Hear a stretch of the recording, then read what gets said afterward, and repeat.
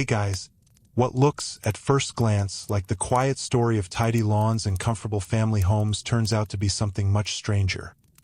A modern landscape built not only from concrete and timber, but from boardrooms, federal policy, wartime industry, and a very carefully managed idea of what American life was supposed to look like. As you settle in, let me know where you're watching from and what history topic you'd like me to explore next. And if you enjoy this kind of thoughtful long-form history, a like is a simple way to support the channel. And if you'd like more calm, quietly fascinating documentaries like this, you're very welcome to subscribe. Now, to understand how the American suburb was made, we have to begin before the cul-de-sac, before the shopping plaza, and even before the ranch house in a United States that was crowded, industrial, and far less suburban than later generations would imagine. When many people picture the rise of the American suburb, they imagine a natural process. Cities became busy, families wanted more space, and so they moved outward. There is some truth in that, but the fuller story is more unsettling and more revealing. The suburb was not simply the place Americans happened to build. It was, to a remarkable degree, the place powerful institutions encouraged, financed, engineered, and protected. That does not mean every planner sat in a dark room drawing up a master plot. History is usually more practical and more complicated than that. But it does mean that the built environment millions of people came to see as normal was shaped by coordinated interests that had money to gain, risks to avoid, and a strong preference for some kinds of communities over others. And that is where this story becomes more interesting than the usual image of cheerful post-war prosperity. Because the suburb was not only a dream, it was also a product. It was not only a place to live. It was also a system for distributing mortgages, land, roads, consumer goods, tax advantages, and social belonging. If modern viewers sometimes misunderstand it, it is often because they inherit the landscape without seeing the machinery that created it. In the 19th century, the United States was still, in demographic terms, far more rural than suburban. Cities were growing quickly, but the classic suburb had not yet become the default aspiration of the middle class. American urban life was dense, noisy, and uneven. Industrial districts pushed smoke into the air. Horse traffic left mud, manure, and a persistent smell that modern people would find astonishing. Tenement neighborhoods, especially in immigrant districts, were crowded to a degree difficult to imagine now. Families often lived with little privacy, little ventilation, and only the most basic sanitation. Disease spread easily. Fire was an ever-present fear. A city block could be alive with commerce and opportunity, and at the same time physically exhausting. Under those conditions, the desire to escape density was not irrational. That is one of the important truths beneath the later suburban story. People were not simply manipulated into wanting more space. Space really did feel valuable. Clean air mattered. A small patch of land, a porch, a tree-lined street, and a degree of quiet could feel like genuine relief. The problem was not that Americans were foolish to want these things.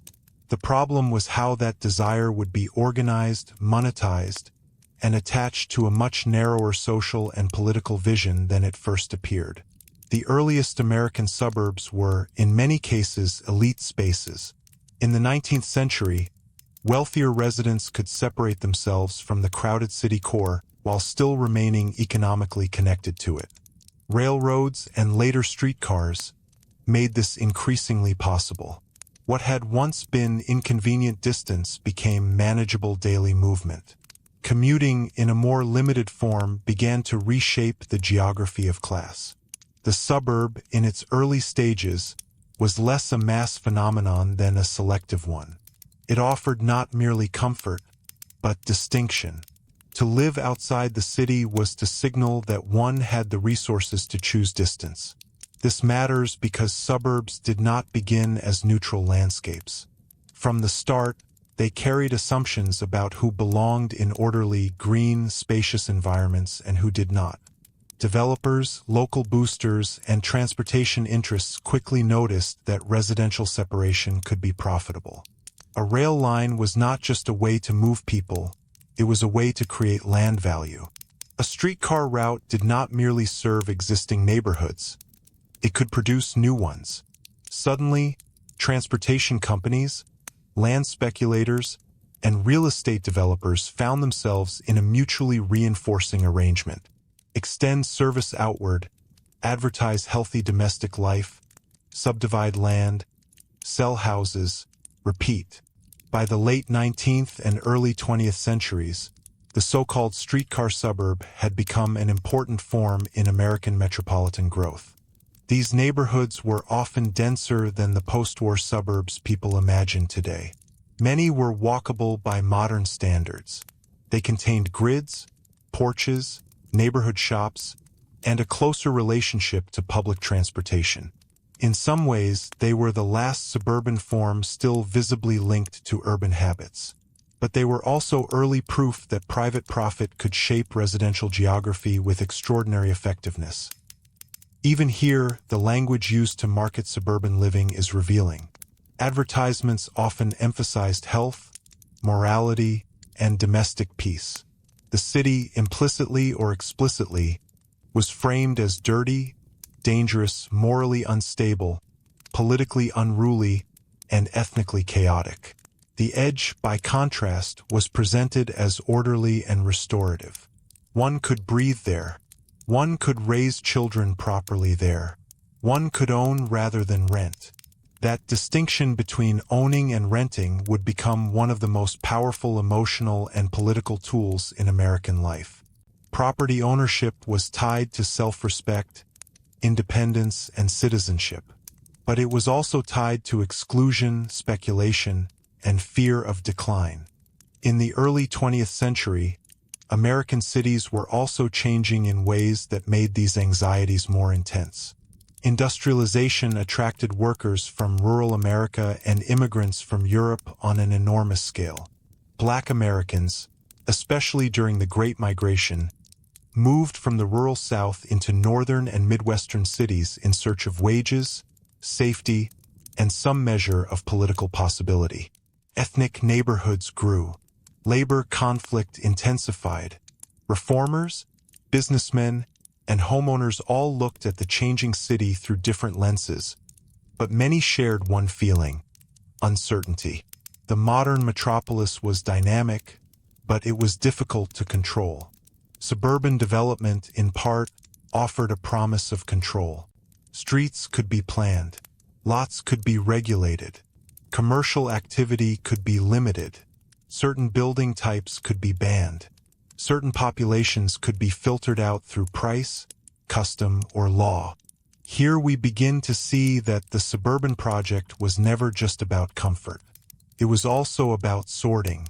The built landscape became a means of deciding who could access stability, investment, and social prestige. Zoning played an enormous role in this transformation. In principle, zoning was a tool of order. It separated heavy industry from homes, controlled building heights, and reduced some of the worst collisions between factories and domestic life. In practice, it also became a way of preserving class boundaries and stabilizing property values for those already advantaged. Detached single-family housing, presented as a wholesome ideal, was often protected against apartments, mixed-use districts, boarding houses, and lower-cost forms of living. The result was not simply aesthetic preference. It was the legal architecture of exclusion. And yet, if we stopped the story there, it would still be incomplete. Because the truly decisive shift had not yet happened. Before the First World War and even into the 1920s, suburbanization was significant, but it was not yet the overwhelming national template. American cities still contained immense energy and population. Streetcar lines, apartment construction, downtown retail, and urban manufacturing remained central. What changed the scale of the suburban project was not only private desire. It was the growing partnership between corporations, developers, and the federal state, especially under the pressures of economic crisis and war. The Great Depression is one of the essential turning points. In the 1930s, the housing market was in deep trouble. Banks failed, foreclosures mounted, and home finance in the United States looked dangerously unstable. Mortgages before the New Deal often had short terms, high down payments, and structures that would feel punishing now. Many borrowers did not steadily pay down principal over 30 years. Instead, they faced refinancing risk and lump sum pressures that became catastrophic when incomes collapsed. Housing, which had been marketed as security, suddenly exposed millions to insecurity. The federal government stepped in, not merely to rescue individual families, but to redesign the very machinery of home finance. This is one of the least glamorous but most consequential parts of the story. The suburb, in the form most people recognize, could not have spread so widely without a mortgage system that made ownership appear manageable to ordinary middle-class households. New Deal institutions helped normalize the long-term, amortized mortgage, reduce some lending risk, and channel capital into residential development on a much larger scale. In other words, the dream house required a dream loan, and the dream loan required state support. But support did not flow evenly. Federal underwriting standards were shaped by assumptions about risk that were deeply entangled with race, class, age of housing stock, and neighborhood composition. Older urban neighborhoods often looked risky to lenders and officials. New construction at the metropolitan edge looked safer. Homogeneity was treated as stability. Mixture was treated as danger.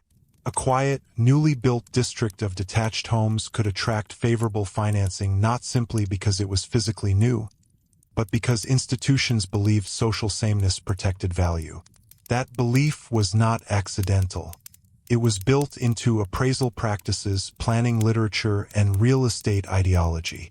It also aligned neatly with the interests of builders and lenders who wanted predictable, standardized projects. A large suburban development was easier to assess, easier to market, and easier to finance than a mixed urban neighborhood with varied building ages, varied occupants, and a less controllable future. What looks, from a distance, like a broad cultural preference was also an administrative preference. Bureaucracy and business found common ground in simplification. There is a quiet irony here. The American suburb would later be celebrated as the triumph of private domestic freedom, but its rise depended heavily on public rules, federal credit systems, tax structures, infrastructure spending, and local land use controls. Freedom, in this sense, was carefully scaffolded. It was available because institutions arranged markets in its favor. And once those arrangements were in place, they began to feel natural, as if they had always been the obvious shape of American life. The automobile added another decisive layer. Cars had already transformed movement by the 1920s, but their suburban significance deepened over time. Automobility did more than let families live farther from work.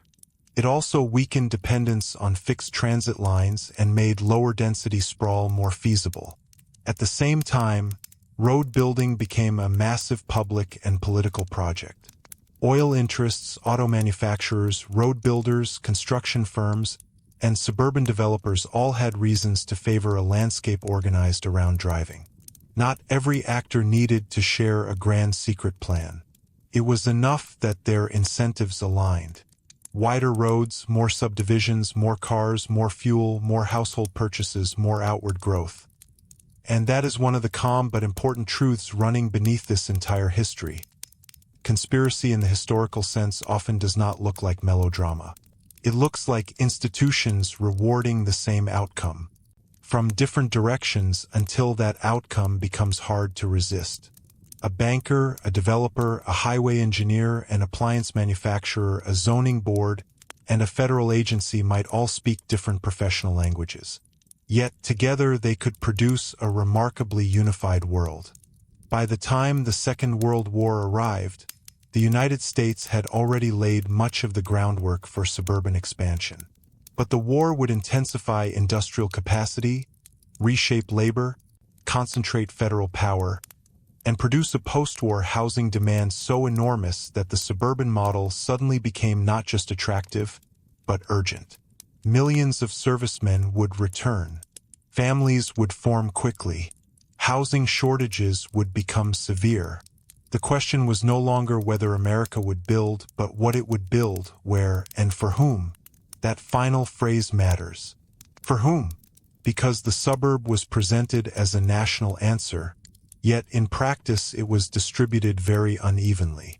Some families were ushered toward appreciation, asset accumulation, and neighborhood stability.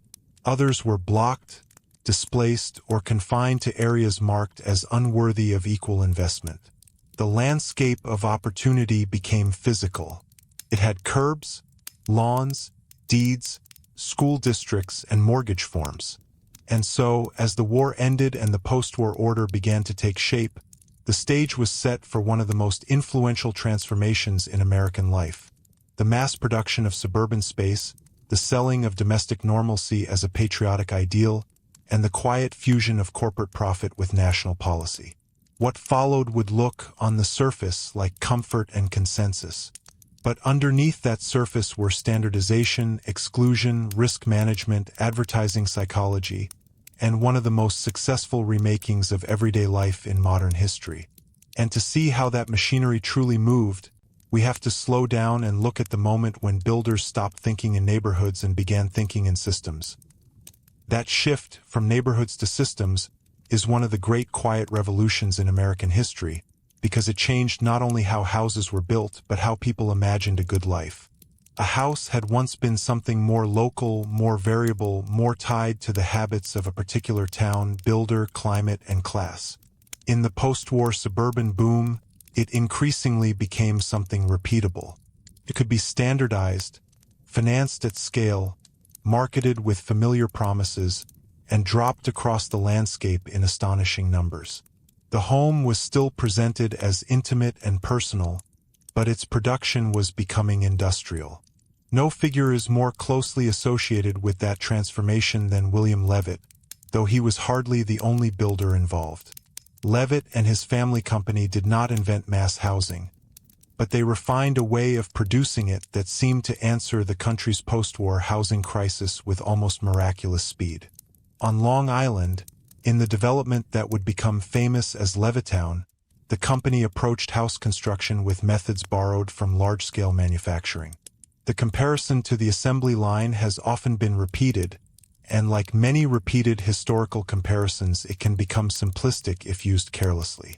Houses were not literally pushed down a conveyor belt, but the larger point remains true. Construction was broken into specialized, sequenced tasks. Crews repeated the same motions over and over. Materials were standardized. Design variation was limited. Time was saved at every stage. That efficiency mattered because demand was immense. During and immediately after the war, housing shortages were severe. Wartime restrictions had slowed civilian building. Young couples were marrying. Veterans were returning.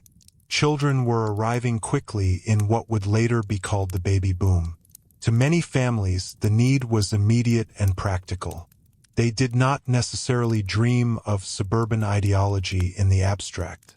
They needed walls, heat, privacy, and a place to begin ordinary domestic life.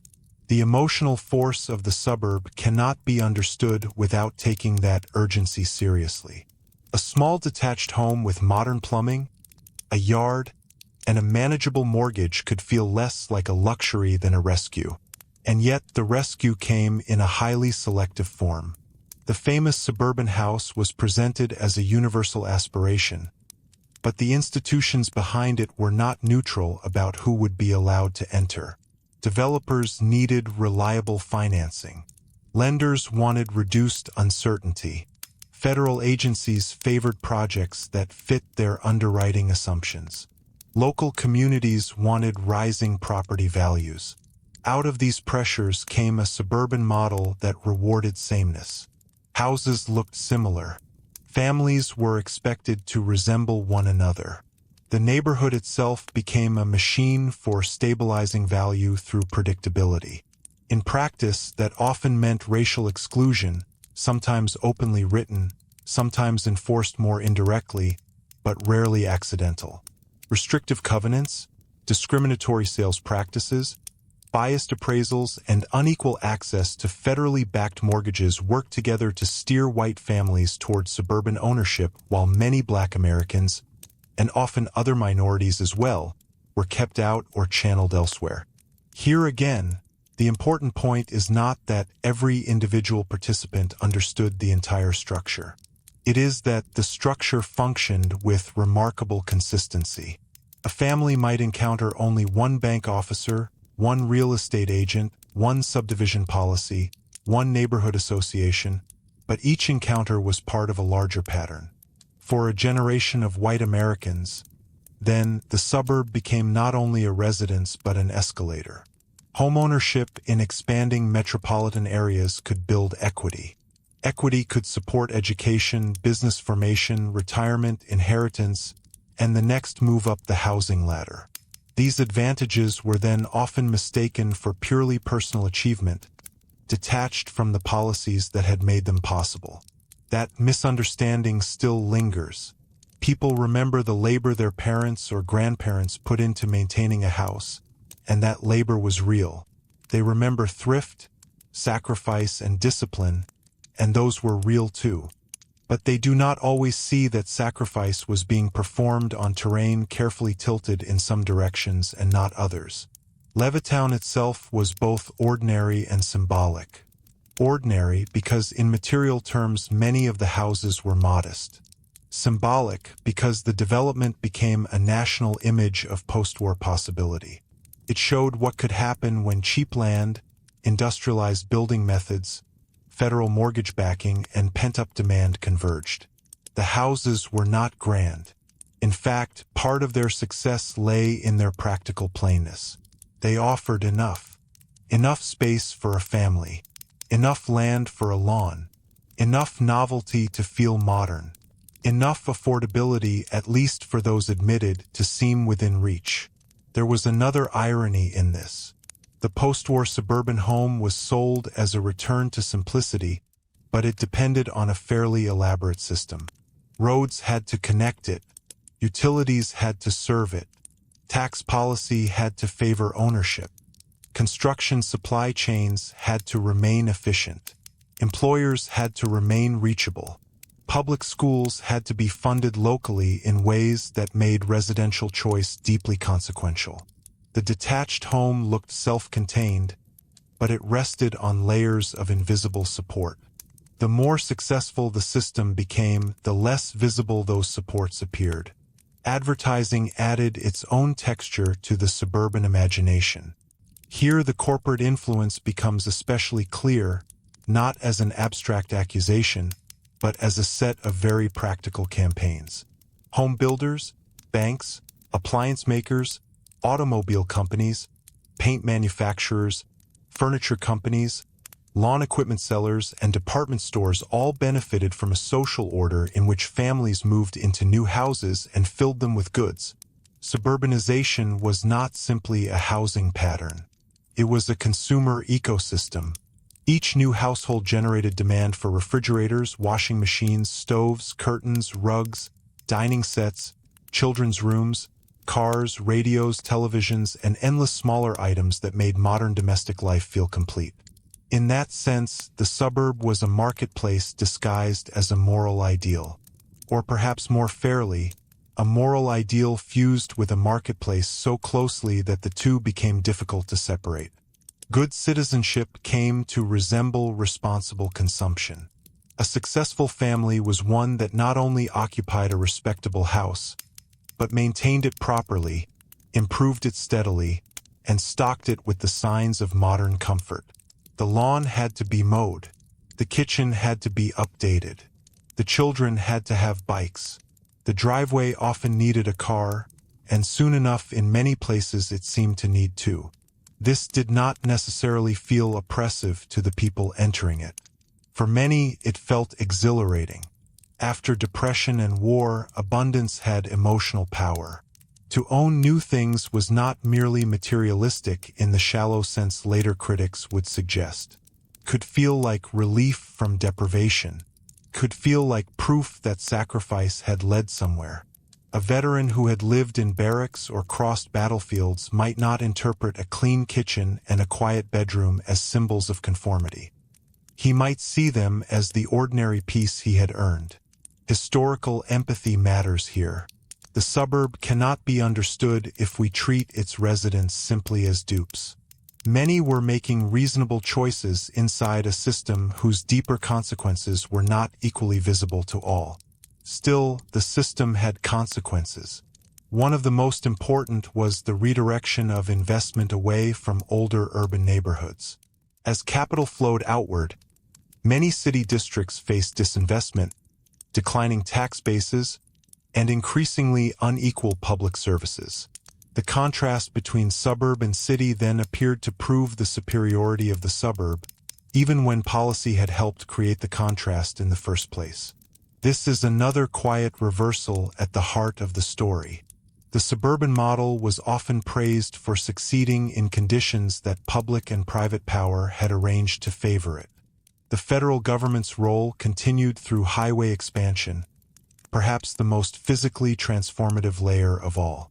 Highways were justified on many grounds: national defense, mobility, congestion relief, economic integration. Some of these justifications were sincere and had real substance. But highways also made dispersed suburban life more feasible and urban neighborhoods more vulnerable. Routing decisions often cut through poorer districts, especially black neighborhoods and immigrant communities with less political power to resist. Homes were demolished. Local business streets were severed. Noise and pollution rose. What looked on a planning map like efficient circulation could feel on the ground like sanctioned destruction. For suburban growth, however, the highway was a gift. It shortened perceived distance. It made the commute imaginable on a mass scale. It encouraged retail patterns built around parking rather than walking. It reduced the centrality of old streetcar and rail corridors. Once daily life could be organized around car travel, land far beyond the traditional urban edge became newly marketable. Fields, orchards, and semi-rural roads could become subdivisions almost overnight. A family could sleep in what had recently been agricultural land and still reach an office, factory, or downtown within a reasonable drive, at least in the early years before congestion caught up. This process did not produce a single suburban form. Even in the 1950s and 1960s, there were important differences across regions, climates, and income levels. Some suburbs were dense inner-ring municipalities built around earlier transit lines. Some were booming new tracts of small affordable homes. Others were wealthier enclaves with larger lots and stricter controls. Some developments were heavily shaped by defense industries, universities, or regional manufacturing patterns.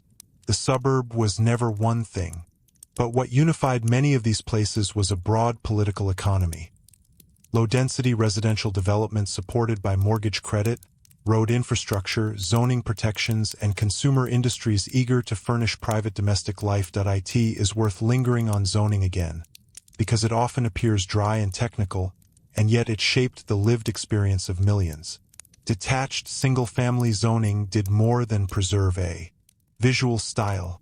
It constrained what kinds of people could afford entry, what kinds of buildings could exist nearby, and how daily life would be arranged. If apartments are banned, if corner shops are discouraged, if lot sizes are mandated, if parking minimums are required, then a community is not merely expressing taste. It is enforcing a social geometry. Some people will fit that geometry easily. Others will be priced out by design. Over time, residents often came to defend these arrangements not as economic filters but as common sense. They were protecting neighborhood character, school quality, tranquility, investment, safety. Those concerns were not always insincere. People really did fear traffic, overcrowding, noise, and declining services. But beneath the language of protection was often the assumption that property values were the central measure of civic health. A good community was one where values rose. A threat was anything that might interrupt that rise. Once that logic took hold, suburban politics became deeply tied to scarcity and exclusion. Openness could feel financially dangerous. This helps explain why the suburb became such a durable political force. It was not just where people lived. It was where many Americans stored their wealth, their hopes for their children, and their sense of social standing. The house became both shelter and investment. That combination made residents especially attentive to schools, taxes, roads, policing, and local control. Municipal boundaries acquired emotional weight. So did district lines. So did reputations. A family choosing a suburb was choosing far more than a house plan. It was choosing a package of institutions, expectations, and future probabilities. There was, too, a cultural dimension that corporations and media helped reinforce. Television, magazines, home manuals, and advertising increasingly normalized a particular version of family life centered on the suburban household. The husband commuted. The wife managed domestic order, at least in the idealized imagery of the time. Children played in the yard. Neighbors were familiar but not intrusive. Consumption was orderly, respectable, and upward-looking. This picture was never as universal as it appeared. Many women were dissatisfied or constrained by the domestic role assigned to them. Many families did not fit the ideal. Many working-class households experienced suburbia quite differently from affluent ones. Yet the image was powerful precisely because it reduced complexity. It told Americans what a stable life should look like. Even leisure began to reorganize around the suburban pattern. Shopping moved from downtown department streets toward plazas and malls. Recreation centered increasingly on private homes, backyards, schools, churches, and youth sports fields accessible by car. The geography of sociability shifted. Public space did not disappear, but it changed character. The street in front of the house was quieter than the old urban block, yet often less socially dense. The porch gave way in many areas to the backyard. Everyday life became more private, and sometimes more isolated, even as it appeared more comfortable. This is one of the subtler discomforts at the heart of suburban history. The suburb promised community, and sometimes delivered it. But it also thinned certain older forms of public life. Distances widened. Errands required driving. Children's independence became tied to parental transportation. Teenagers, too young to drive but too old to remain indoors, often found themselves in oddly constrained landscapes. Housewives in car-dependent suburbs could experience isolation beneath the image of domestic abundance. Elderly residents, once driving became difficult, could become stranded in places designed for mobility. The landscape that seemed liberating at one stage of life could become restrictive at another. And yet, because the suburban order had been linked so effectively to security and aspiration, many of these frictions were absorbed rather than treated as structural problems. Families adapted. They bought another car. They drove farther for work. They rearranged schedules. They accepted commuting as normal. They treated landscape-induced inconvenience as a private matter rather than a public design choice. This, too, is part of how systems preserve themselves. They train people to experience broad structural arrangements as personal logistics. By the 1960s, the suburban model had become so influential that it was reshaping the entire American metropolitan imagination. New office parks began to appear beyond downtowns. Retail followed rooftops. School districts became central to residential sorting. Municipal fragmentation allowed suburbs to capture advantages while avoiding some metropolitan burdens. The city and suburb were no longer simply different places. They were interdependent parts of an increasingly unequal regional order. And as suburban wealth and political confidence grew, so did resistance to anything that threatened the formula. Whether that threat came from fair housing efforts, regional tax sharing, public transit investment, apartment construction, or the simple suggestion that metropolitan life might require broader obligations than the defense of one's own property line. It is here, in that tightening relationship between land, finance, exclusion, and political identity, that the suburban story begins to move from post-war construction into something even more consequential, the making of a national common sense, in which one particular built environment came to feel like the natural reward of responsible citizenship, and any challenge to it could be framed as an attack on order itself.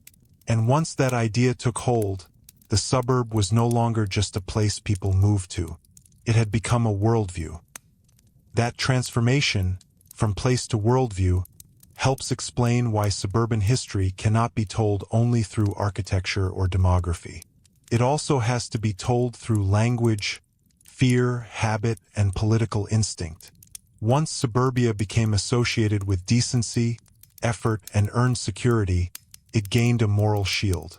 Policies that helped preserve suburban advantage could be described not as self-interest, but as prudence. Resistance to change could sound like responsibility. And the deepest inequalities embedded in the landscape could be hidden behind the ordinary, almost gentle vocabulary of protecting schools, preserving neighborhoods, and maintaining standards. This was not merely a matter of rhetoric. It changed the way millions of Americans understood citizenship itself. In the older industrial city, citizenship had often implied contact with strangers, shared infrastructure, municipal reform, labor conflict, and visible dependence on collective institutions. In the suburban environment, by contrast, citizenship increasingly took on a more privatized shape. The good citizen paid a mortgage, kept up the yard, watched local taxes, drove to work, invested in the children, and remained attentive to anything that might lower home values.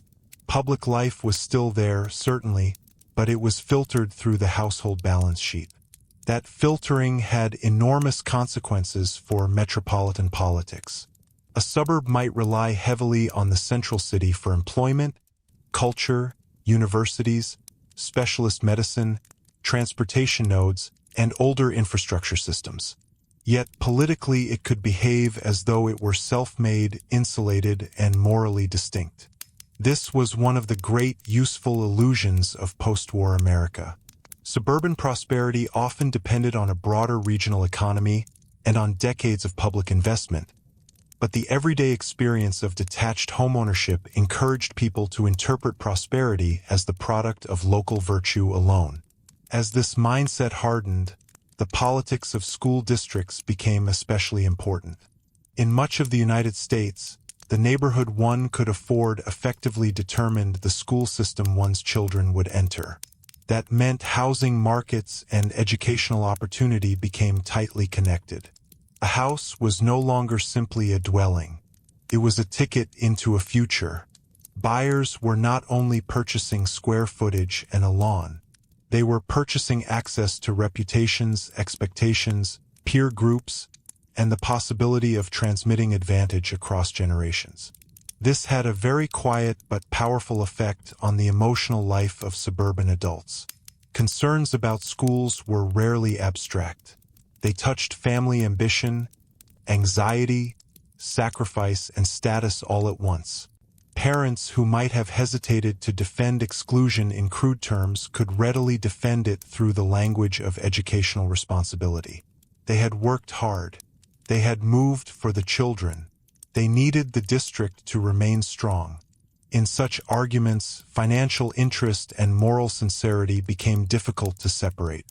People could believe deeply that they were doing the right thing for their families while also reinforcing a larger geography of inequality.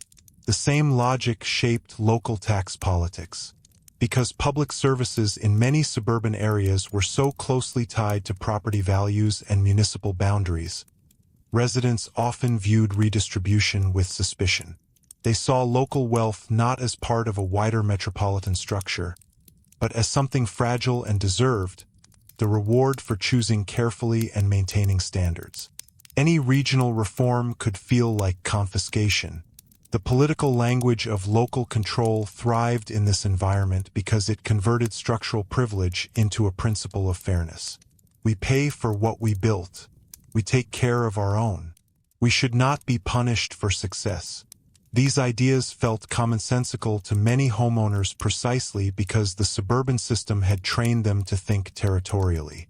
By the late 1960s and into the 1970s, these dynamics were becoming harder to ignore. Central cities faced deindustrialization, tax strain, racial conflict, segregation, and often severe disinvestment. Yet the relationship between suburb and city was never simple. Some inner-ring suburbs were themselves becoming older, denser, and more diverse. Some suburban municipalities began to confront the same pressures once associated only with cities. Newer outer-ring areas continued drawing capital outward, leaving older communities anxious about decline. The suburban frontier did not stop moving. It kept reproducing itself farther from the center, carrying with it the same promises and, often, the same exclusions.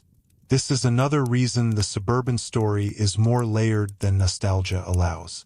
Many suburbs, after all, were not static havens. They aged. Infrastructure wore out. Shopping centers that once seemed modern became tired.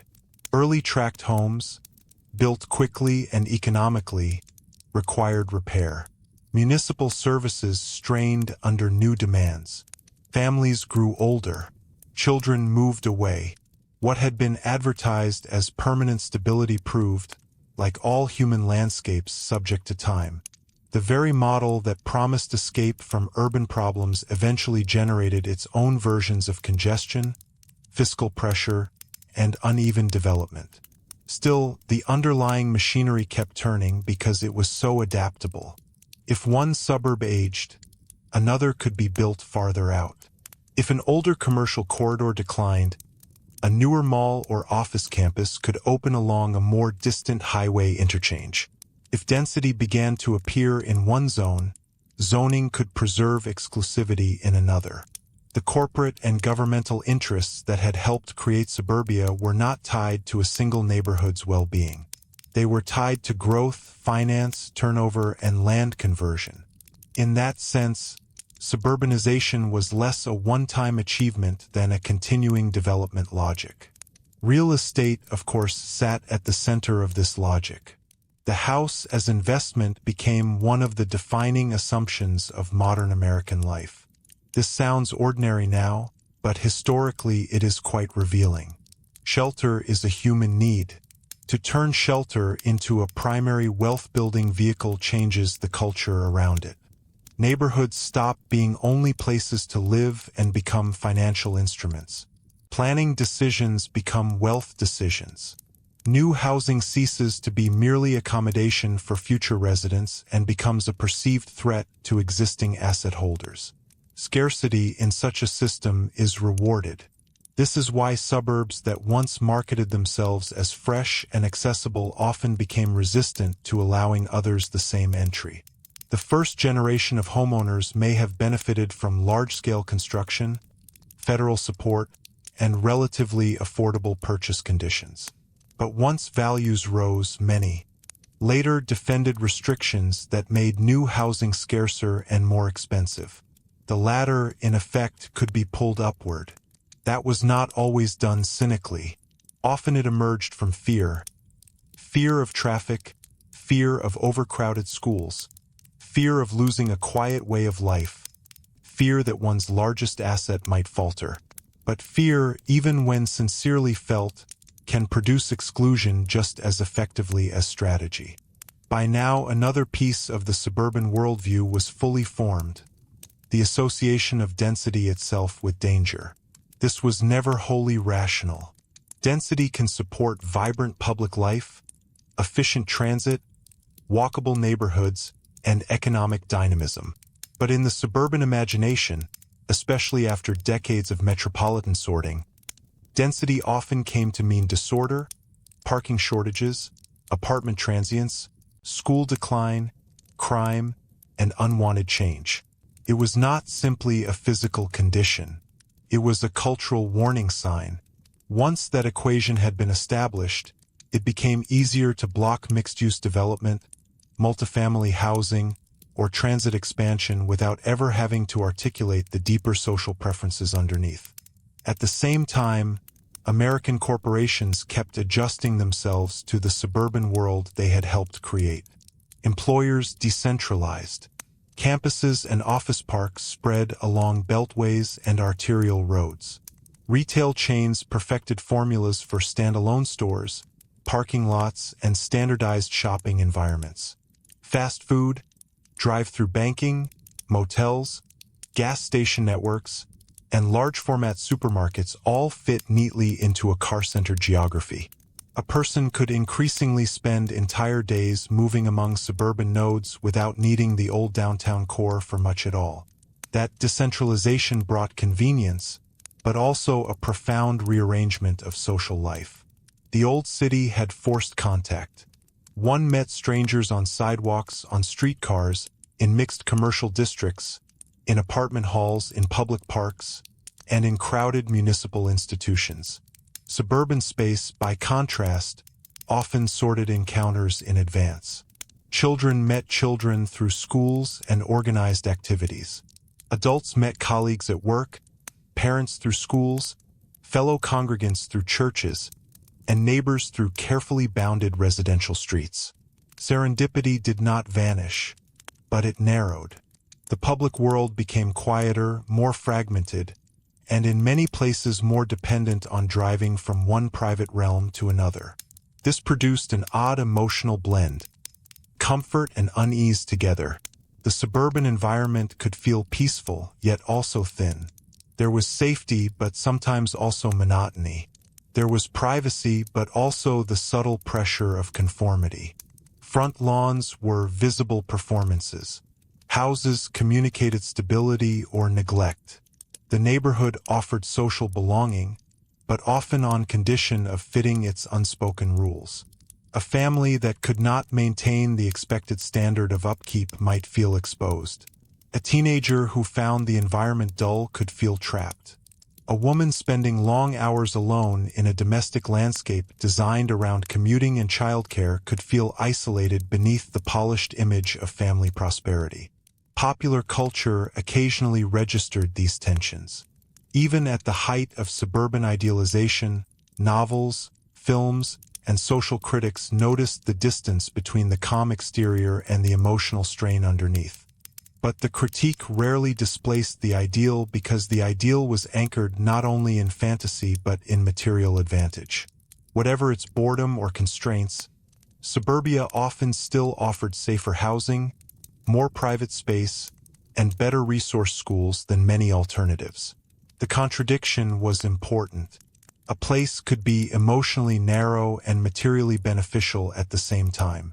That is one reason its political hold proved so strong.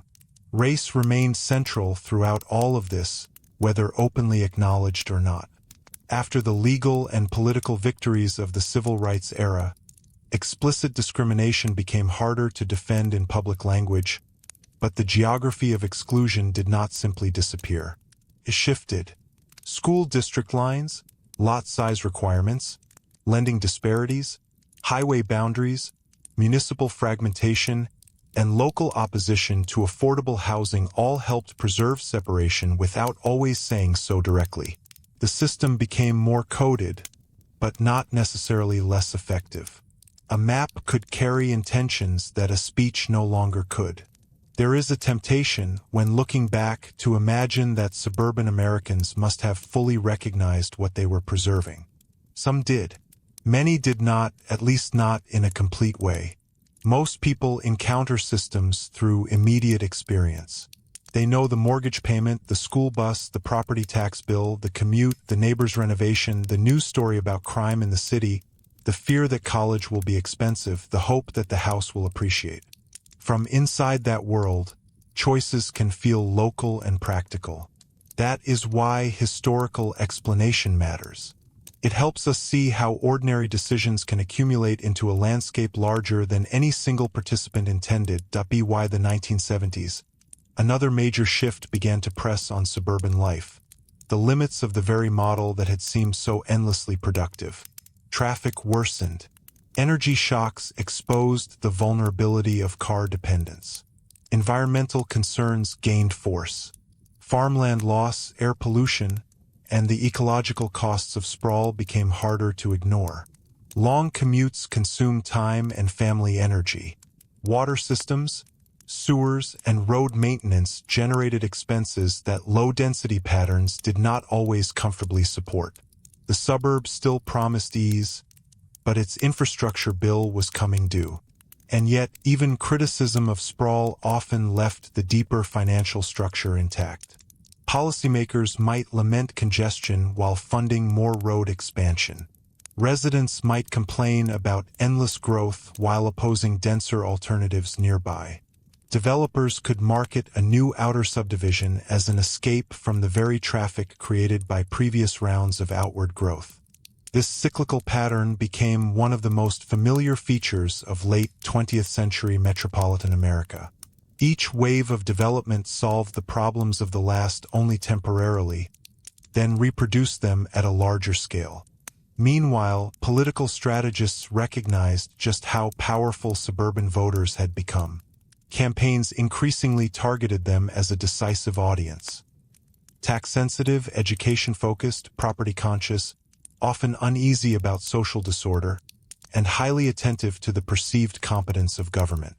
The suburb, which had once seemed merely a housing solution, was now a political territory with its own emotional grammar. Candidates spoke to the suburban homeowner's fear of decline, resentment of redistribution, and desire for normalcy. In doing so, they reinforced the very worldview that suburbanization had cultivated. This is where the story becomes even more revealing because the corporate conspiracy, if we continue to use that phrase carefully, was never only about the creation of subdivisions. It was about building a durable alliance among finance, land development, infrastructure spending, consumer capitalism, and a certain model of family aspiration. Once established, that alliance could survive criticism, adjust to new decades, and even hide its own origins. People living in the system often came to believe it had emerged naturally, as though roads, zoning, mortgage interest deductions, school district inequalities, and exclusionary land use had all simply appeared as common sense. But historical systems are at their most powerful when they no longer look designed. They look inevitable, and by the time suburban inevitability had settled into the American mind, the next stage of the story was already taking shape. Not just how the suburbs were built and defended, but how their logic spread into every corner of national life, into retail, into work, into race relations, into environmental policy, into the very idea of what a successful adult was supposed to own, protect, and fear losing. That diffusion of suburban logic into national life is where the story becomes less visible. And, in some ways, more powerful because once a built environment teaches people how to think, it no longer needs to announce itself. It begins to shape assumptions quietly. It tells people what counts as success, what feels secure, what seems disorderly, and what kind of future a responsible adult is meant to pursue. By the late 20th century, the suburb was not merely one way of living among others. It had become, for millions of Americans, the default horizon of adulthood. You can see this in the way aspiration was organized.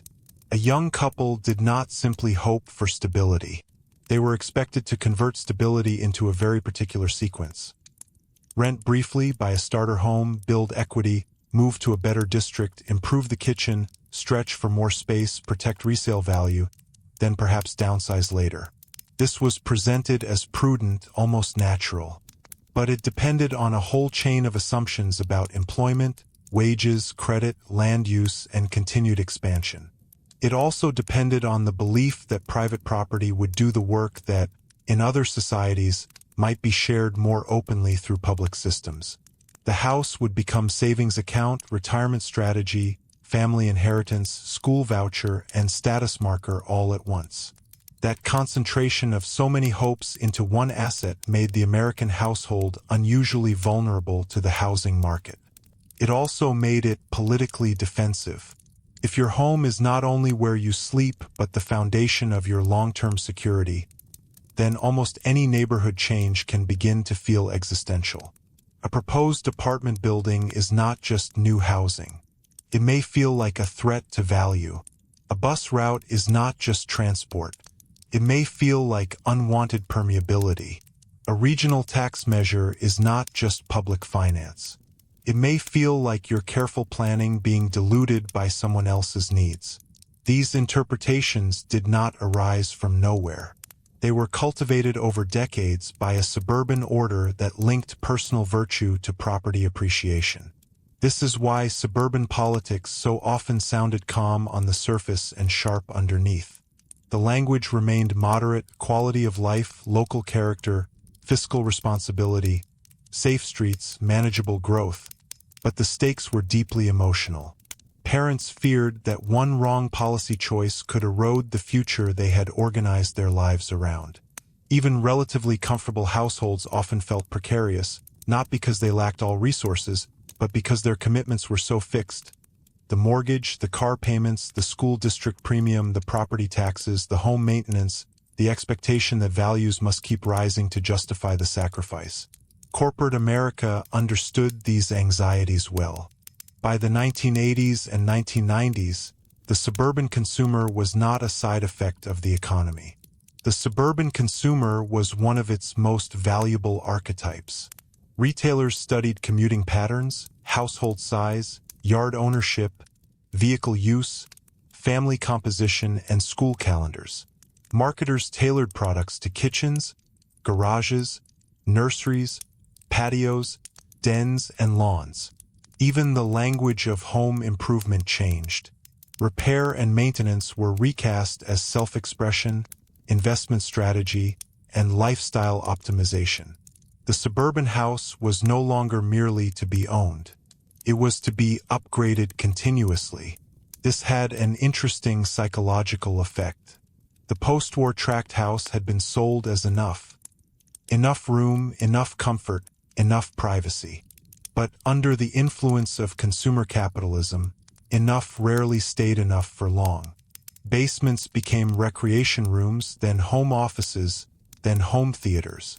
Backyards gained decks, then grills, then playsets, then elaborate landscaping. Kitchens became larger, brighter, more open, more central to identity. The garage, once a practical shelter for a car, accumulated storage, tools, hobby benches, exercise equipment, and eventually its own symbolic role in suburban life. Consumption deepened not because Americans were uniquely vain, but because the suburban household offered an ideal platform for endlessly expanding needs. At the same time, the employment landscape was changing in ways that made suburban geography even more central. Deindustrialization reduced many of the urban manufacturing jobs that had once anchored city neighborhoods. Service sector and white-collar employment expanded, often in decentralized office complexes and corporate campuses outside traditional downtowns. This was a crucial development. If work itself was following the suburban frontier, then the old argument that suburbs were merely bedroom communities became less accurate. Increasingly, they were their own economic nodes. Commuting patterns grew more complicated. Suburb to city, yes, but also suburb to suburb, city to suburb, outer ring to office park, home to mall, school to practice, church to grocery store, all by car, all folded into a life that seemed convenient precisely because it was so dispersed. Yet convenience had its price. One of the quietest contradictions in suburban history is that a landscape designed to ease daily life gradually consumed enormous amounts of daily time. The distances between ordinary activities multiplied. Parents became chauffeurs. Errands had to be bundled and planned. Teenagers waited impatiently for the freedom of a driver's license because, without it, their world could feel strangely immobile. Elderly residents could remain in large homes long after the original family life of the house had ended, But once driving became difficult, the very landscape that once signaled independence could enforce dependence. The suburb had reduced certain urban frictions, but it had created a new dependence on movement itself. This helps explain why the automobile was never simply a tool in suburban history. It was part of the system's emotional architecture. To drive one's own car through one's own district to one's own home was to experience a private, individualized version of freedom. Even when the roads were congested and the trips repetitive, the car preserved the feeling of controlled movement. One did not have to negotiate public transit schedules, shared space, or the dense unpredictability of the city street. One could move in climate-controlled privacy from garage to parking lot to driveway. It is difficult to overstate how much this daily choreography shaped modern expectations about autonomy. And yet, the more autonomy was defined in these terms, the more public alternatives weakened. Transit systems in many regions lost status, funding, and ridership. Walking became less practical in newer developments. Mixed-use districts were treated as quaint exceptions or premium amenities rather than ordinary urban forms. Children lost many of the freedoms once associated with neighborhoods because arterial roads, cul-de-sacs, and low-density land use made unsupervised movement harder. In seeking one kind of freedom, suburban America had narrowed others. Environmental questions also pressed harder by the end of the 20th century. Early suburbanization had often been marketed through the language of nature: fresh air, trees, open space, healthy family life. But sprawling metropolitan growth consumed farmland, fragmented habitats, increased paved surfaces, and locked households into energy-intensive routines. Air conditioning, lawn watering, long-distance commuting, and detached home heating and cooling all had environmental consequences that were easier to ignore when energy was cheap and growth was celebrated. Over time, however, those costs became more difficult to treat as background conditions.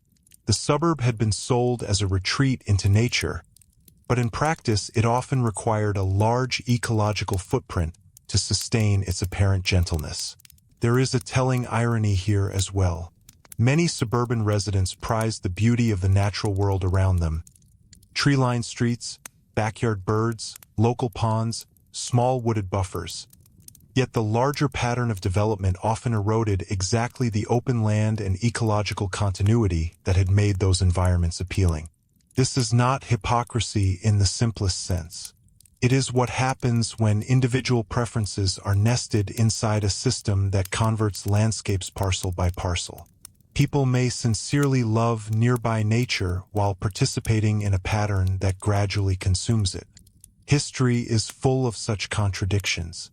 By the 1990s, another layer had appeared: the suburbanization of poverty. For decades, the standard national story had placed wealth in the suburbs and hardship in the inner city. There was truth in that pattern, but it became less complete over time. As older inner-ring suburbs aged, as affordable housing shortages worsened, as jobs decentralized unevenly, and as immigrants and lower-income families sought entry into metropolitan opportunity where they could, many suburban areas became more economically mixed than the old stereotype allowed. Some local governments were unprepared for this. Their tax structures, service models, and political identities had been built around the expectation of relative homogeneity. The suburb that had imagined itself exempt from urban strain increasingly discovered that it, too, contained insecurity. Still, this did not dissolve the suburban worldview. In some cases, it intensified it. Communities that sensed themselves changing often responded with tighter regulation, stricter policing, more aggressive code enforcement, or renewed resistance to affordable housing and multifamily development. The instinct remained the same: preserve value, preserve order, preserve distinction. The details shifted, but the logic persisted. It had been embedded too deeply in local governance, real estate practice, and middle-class aspiration to disappear quickly. If anything, the rise of new exurban development showed how durable that logic remained. Beyond the classic suburb, still farther from old city centers, new landscapes appeared promising even more privacy, larger homes, bigger lots, newer schools, and a renewed sense of escape from congestion. The pattern repeated itself with familiar confidence. People left older suburbs for newer ones.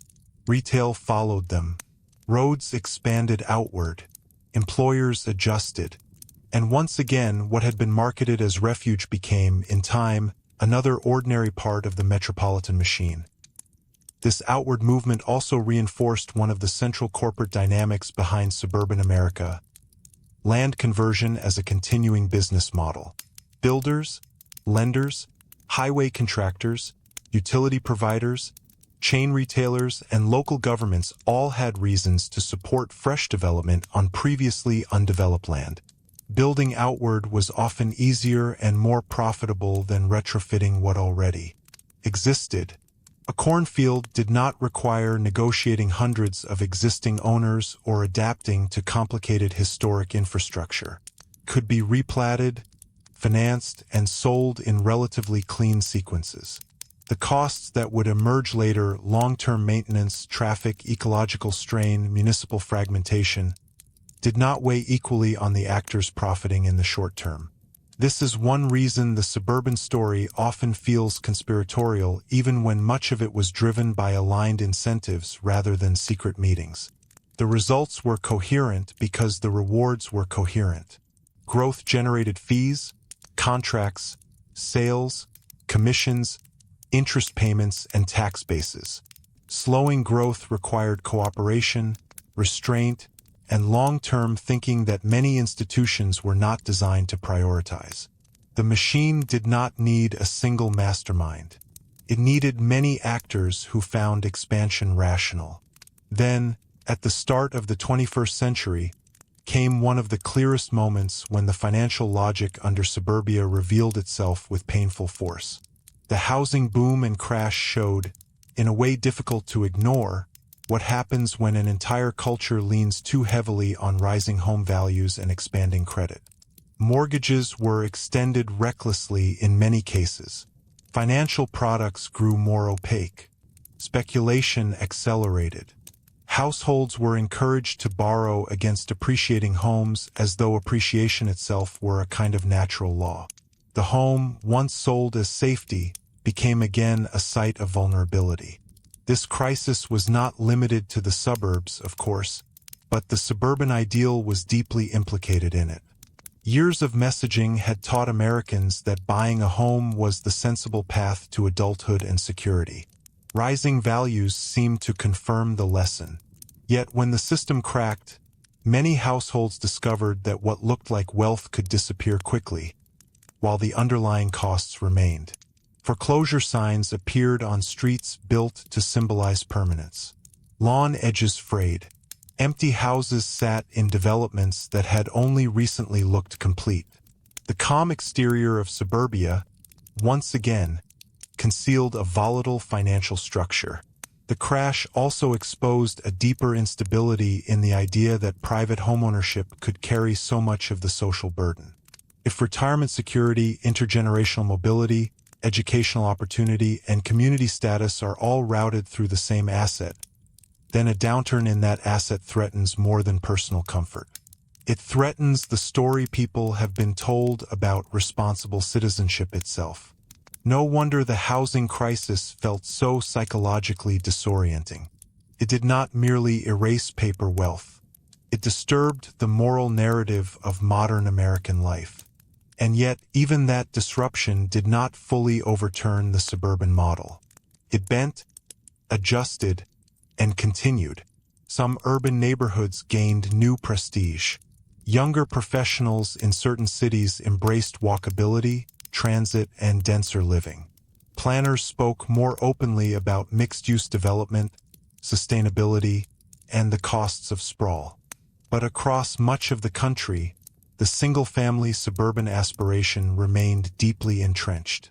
In some places it grew even stronger, especially where families continued associating detached housing with safety, school quality, and space for children. What changed, perhaps, was the degree to which the old certainties became harder to maintain without strain. Housing affordability worsened. Commutes lengthened. Climate risks grew clearer. Infrastructure aged. Younger buyers faced entry barriers that earlier generations had not confronted in the same way. The suburban promise remained emotionally powerful, but it was less easily delivered. This created a new tension in American life. The ideal persisted, while the material conditions that once made it broadly attainable became increasingly uneven. That tension would become even more visible in the years ahead, as debates over zoning reform, apartment construction, regional inequality, climate resilience, transportation, and the meaning of community itself began to reopen questions that the post-war suburban order had long managed to suppress. And it is in that next phase, when the suburb stops looking inevitable and starts revealing its hidden costs more openly, that the full depth of the original arrangement comes into sharper view. That clearer view of the hidden costs did not arrive all at once, and it did not produce a neat national awakening. It emerged unevenly, through frustrations that at first seemed unrelated. A young family could not afford to buy near decent schools. A commuter lost hours each week in traffic that every road-widening project had supposedly been designed to solve. A small town on the metropolitan edge saw its farmland disappear into repetitive subdivisions and chain stores. An older homeowner found it difficult to age comfortably in a place where every errand required driving. A city worker watched tax revenue, jobs, and retail drift farther outward while the burdens of poverty remained concentrated in the core. None of these experiences needed the language of structural critique to be felt as real. But taken together, they began to expose the deep bargain at the heart of suburban America. One of the most revealing elements of that bargain was time. For decades, suburban life had been advertised as a rational exchange. More distance in return for more peace, more driving in return for more space, more private responsibility in return for more control. Yet by the early 21st century, many households were beginning to discover that the exchange had grown more expensive than earlier generations had faced. It was no longer just a matter of buying a house on a quiet street. It was paying a premium for access to a school district, absorbing the cost of multiple cars, navigating longer commutes, and carrying maintenance responsibilities that had once seemed manageable, but now pressed harder against wages that did not always rise with them. The suburbs still promised ease, but daily life within it was often becoming more labor-intensive. This is one of the least glamorous truths in the story, and therefore one of the most useful. The suburban model was often celebrated as a realm of comfort, but much of that comfort depended on constant invisible work. Someone had to mow, repair, repaint, drive, shop, organize, supervise, schedule, and finance. Even leisure could require coordination. Children's sports, school events, medical appointments, and social visits were scattered across distances that made spontaneous life more difficult. The calendar became an infrastructure system of its own. For many families, this felt normal because it was all they had known. But historically, it was the product of a very specific built environment, one that transferred many logistical burdens from the public realm into the household. The burden fell unevenly inside the household as well. In many suburban families, especially in the decades when the idealized domestic model still held cultural force, women absorbed a large share of the scheduling, driving, provisioning, and emotional management required to keep dispersed family life functioning. Even as more women entered paid work in larger numbers, the spatial logic of suburbia did not always adjust gracefully. The house still needed care. The children still needed transporting. The distances were still there. In that sense, the suburban home could embody modern prosperity while quietly preserving very old expectations about unpaid labor. A place designed to symbolize family success could also be a machine for producing fatigue. Meanwhile, the economics of exclusion were becoming more visible to those locked outside them. In many metropolitan areas, the neighborhoods with the best schools and most stable public services were protected not only by price but by zoning codes and political resistance to new housing types. A duplex, an apartment building, a small cluster of townhouses, or even a modest accessory dwelling unit could become the subject of intense local opposition. Residents rarely described their objections in the language of class or race, at least not openly. Instead, they spoke of parking, congestion, preserving the feel of the neighborhood, preventing overcrowding, or protecting trees. Again, these concerns were not always insincere, but they functioned within a larger structure in which scarcity benefited existing owners and exclusion could be defended as stewardship. This is where the suburban worldview revealed a particularly elegant form of power. It trained people to treat the outcomes of policy as the natural features of a place. A neighborhood looked quiet and low density not because rules had made it so, but because that was simply its character.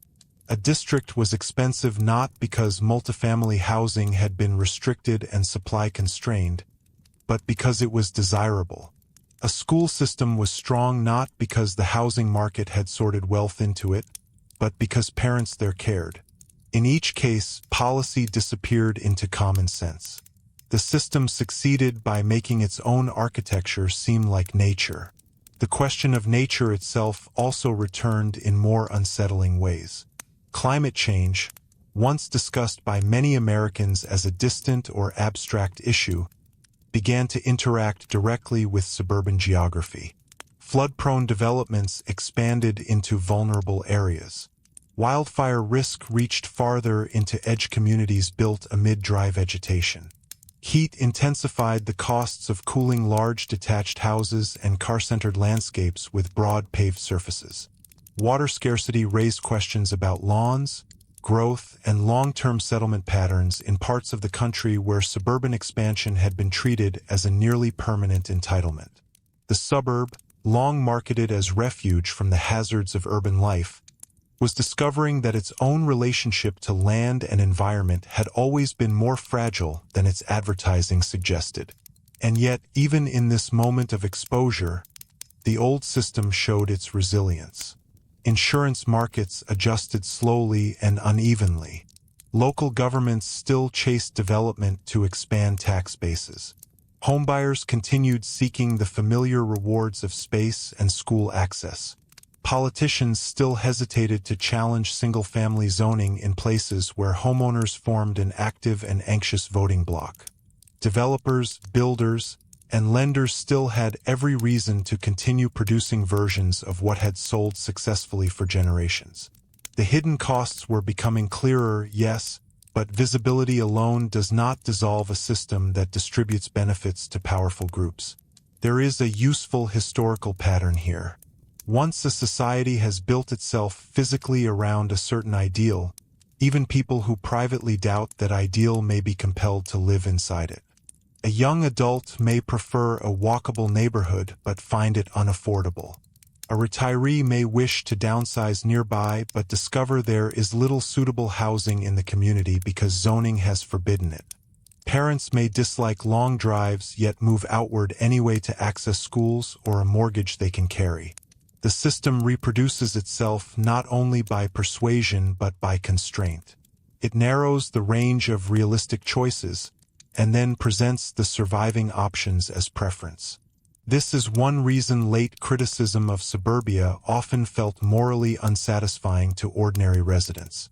To mock commuters, cul-de-sacs, lawn care, or chain retail from a distance was to miss how many people were negotiating genuine pressures. They were choosing among imperfect options in metropolitan regions already shaped by decades of unequal investment. A working couple stretching to buy a house near good schools might be participating in exclusion, yes, but they might also be responding rationally to a society that had tied educational quality, family safety, and long-term wealth to real estate decisions. The individual choice and the systemic problem were tangled together. Still, the tension was sharpening. In cities and inner suburbs, reformers began arguing more openly that the American housing crisis could not be understood without confronting the legal protections around low-density residential land. Terms like exclusionary zoning, missing middle housing, transit-oriented development, and upzoning entered wider discussion. These were dry, technical phrases, but they carried an explosive implication: that the cherished suburban order had not merely emerged, it had been enforced. To say that aloud was to challenge not just policy but identity. It asked homeowners to consider whether what they understood as ordinary neighborhood life had been built through decades of managed scarcity. Some residents were willing to hear that argument, especially younger adults priced out of places where their parents might once have bought with relative ease. Others were not. In public meetings across the country, proposals for modest densification, small apartment buildings near transit, accessory units, duplex conversions, reduced parking requirements, could trigger reactions that seemed disproportionate to the scale of the change. But those reactions make more sense when one remembers what the suburban home had come to represent.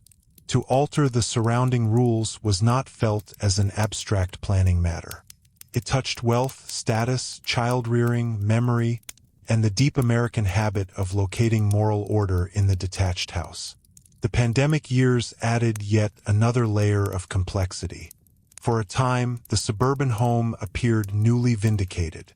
Extra rooms, private yards, home offices, and physical separation from dense public settings acquired fresh value. Remote and hybrid work, where available, altered commuting patterns and seemed to strengthen the appeal of larger homes farther from city centers. Some Americans moved outward again in search of space, affordability, or a different pace of life.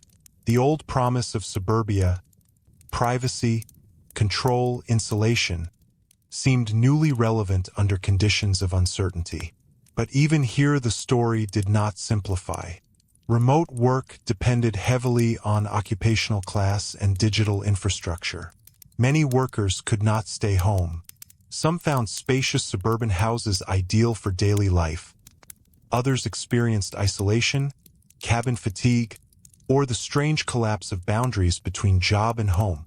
Housing prices surged in many markets, pushing ownership even farther out of reach for first-time buyers. Renters faced their own insecurity. Supply constraints became more obvious. A landscape built around the assumption that growth could be channeled mostly into detached single-family homes struggled to accommodate demand without severe affordability pressure.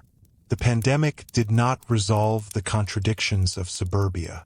It illuminated them from new angles. One of those angles involved the meaning of community itself. For generations, suburban rhetoric had equated community with homogeneity and managed order. But new debates began asking whether a stronger community might instead require variety. Homes for young adults, families, retirees, service workers, and people at different income levels living in closer proximity rather than being sorted into separate jurisdictions and housing types. This was not merely a design question. It was a moral challenge to the older suburban compact. If the built environment excludes nurses, teachers, aging parents, grown children, and low-wage workers from the very places whose smooth functioning depends on them, then what exactly is being preserved when neighborhood character is defended? The answer, historically, is often less flattering than residents imagine. Sometimes what is being preserved is indeed beauty, quiet, or a valued way of life. But often it is also a set of accumulated advantages whose origins are obscured by time. The school district is good because wealth has been sorted into it. The streets are calm because land uses were narrowed and alternatives to driving were minimized. The homes are valuable because scarcity has been enforced. The town budget works because difficult social burdens have been displaced elsewhere in the region. What appears local and self-generated is frequently metropolitan and inherited. As these insights spread, even some suburban leaders began rethinking the old formulas. Certain communities experimented with denser town centers, mixed-use redevelopment, apartment construction near transit, smaller lot sizes, and efforts to create housing for seniors or local workers. Some aging malls were converted into more complex districts with housing, offices, public space, and healthcare services. Inner-ring suburbs, once overshadowed by newer outer rings, rediscovered their value as places with mature trees, existing infrastructure, shorter commutes, and the bones of a more connected urban life. In these cases, suburbia was not disappearing. It was evolving, sometimes reluctantly, toward a form less rigid than the post-war template. Even so, the politics remained difficult because the post-war template had left deep institutional residue. School funding systems, municipal fragmentation, tax incentives, transportation patterns, and homeowner expectations all continued pulling toward the older order. A region could talk about housing reform while still rewarding sprawl. A governor could promote affordability while local councils blocked new apartments. Residents could praise sustainability while opposing the density needed to reduce car dependence. The gap between public ideals and private protections remained one of the most persistent features of American metropolitan life. This persistence is what gives the original suburban arrangement its historical significance. It was never just a temporary development boom or a passing consumer trend. It was a durable restructuring of citizenship, family strategy, local politics, and economic expectation. It taught Americans to convert public problems into private decisions. If schools were unequal, move. If the commute was long, buy another car. If the neighborhood lacked shops, drive farther. If parents aged, manage it within the family. If housing grew scarce, compete harder. The burden of adaptation fell downward onto households, even when the underlying causes were regional and structural. There is something quietly exhausting about that system once you begin to see it clearly. It asks people to solve, through mortgages and logistics, problems that are larger than any one family can solve alone. And then it flatters them by calling those improvisations responsibility. That flattery has been one of the suburban order's most effective political tools. Turns strain into virtue. It makes survival look like success. It encourages people to defend the very arrangement that keeps them perpetually balancing. Yet the balancing act has become harder to ignore. Younger Americans have faced home prices and rents that make the old pathway into stable ownership far less straightforward. Older homeowners sit atop appreciating properties but may struggle to maintain them or find suitable alternatives nearby. Growing metropolitan regions confront infrastructure, climate, and affordability pressures that low-density expansion alone cannot resolve. And communities long excluded from the classic suburban bargain continue insisting, with increasing force, that the landscape was never neutral, never merely the innocent outcome of preference. That insistence matters because it changes the story from one of lifestyle to one of power. It asks who benefited from federal mortgage supports, highway routing, school district boundaries, tax structures, and exclusionary zoning. It asks why some households could build generational wealth through suburban appreciation while others were denied entry or pushed into areas marked for disinvestment. It asks why a system so often described as natural required so many laws, subsidies, maps, and enforcement mechanisms to sustain it. And once those questions are asked seriously, the suburb begins to look less like the spontaneous dream of Middle America and more like one of the most successful acts of social engineering in the country's modern history. Subtle enough to feel ordinary, profitable enough to endure, and powerful enough to keep reshaping American life long after its original builders and boosters were gone. Which is why the next part of the story is not only about criticism or reform, but about memory itself. How Americans came to remember suburbia as innocent, wholesome, and inevitable, even when the record shows something far more deliberate beneath the lawns, driveways, and winding residential streets. That act of remembering, or perhaps misremembering, is one of the most important parts of the suburban story, because landscapes do not keep power only through laws and money. They also keep power through sentiment. Once a generation has grown up treating a certain arrangement of space as childhood itself, criticism of that arrangement can feel strangely intimate, almost rude. A critique of zoning may sound, to some ears, like a critique of one's parents. A discussion of racial exclusion may feel like an accusation aimed at ordinary family memories. The political durability of suburbia has depended not only on mortgages and highways, but on nostalgia. This is why so much of suburban imagery remains soft. The visual vocabulary is familiar and almost disarming. Sidewalks after rain, bicycles on a driveway, sprinklers on a summer evening, a garage door opening at dusk, children crossing a school field, a dog behind a fence, leaves gathering along a curb in autumn. None of these things is false. They belong to real lives, real affections, real routines. But nostalgia has a way of smoothing the system that made such scenes possible for some and difficult for others. It trims away the discriminatory loan officer, the zoning hearing, the highway that cut through someone else's neighborhood, the school district line that locked an advantage, the long commute, the unpaid domestic labor, the ecological cost, the service worker priced out of the very town they help sustain. Memory selects comfort first. Popular culture helped with that selection.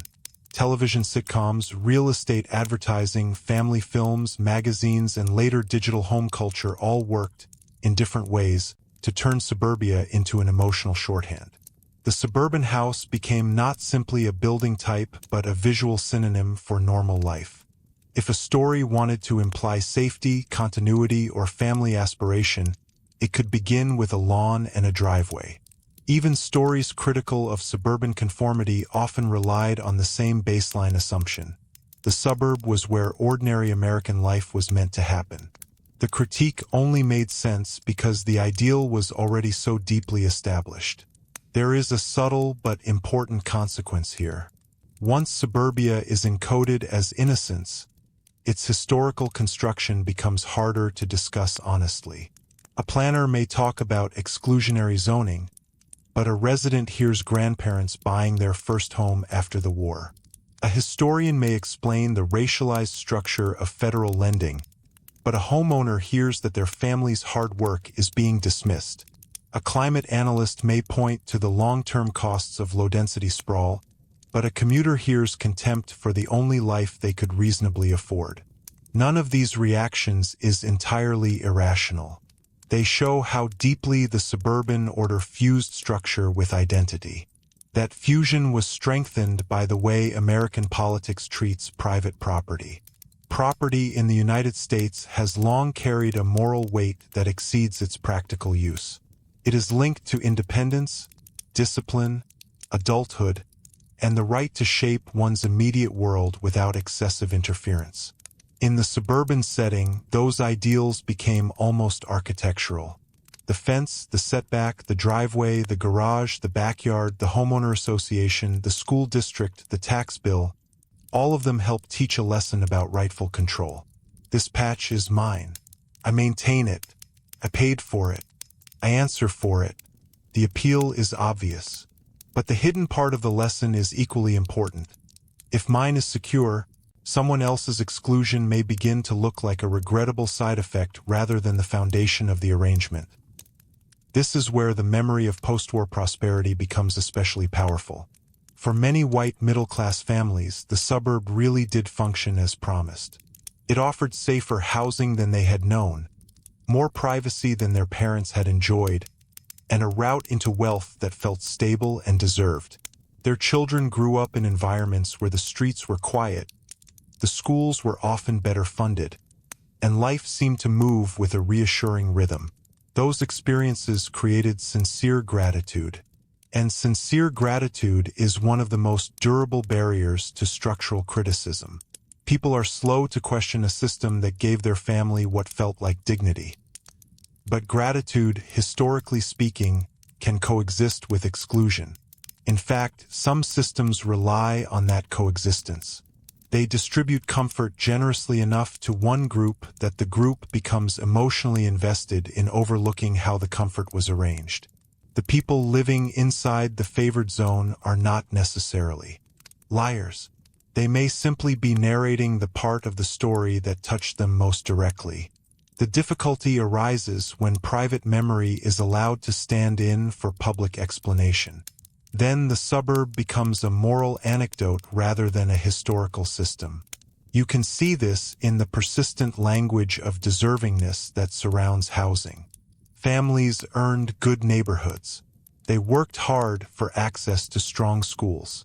They made sacrifices to buy where they did. Again, all of that may be true at the level of individual effort. But effort alone never explains why one neighborhood appreciates, why another is marked risky, why highways land where they do, why mortgage credit flows more freely to some buyers than others, or why certain kinds of housing are banned from certain districts.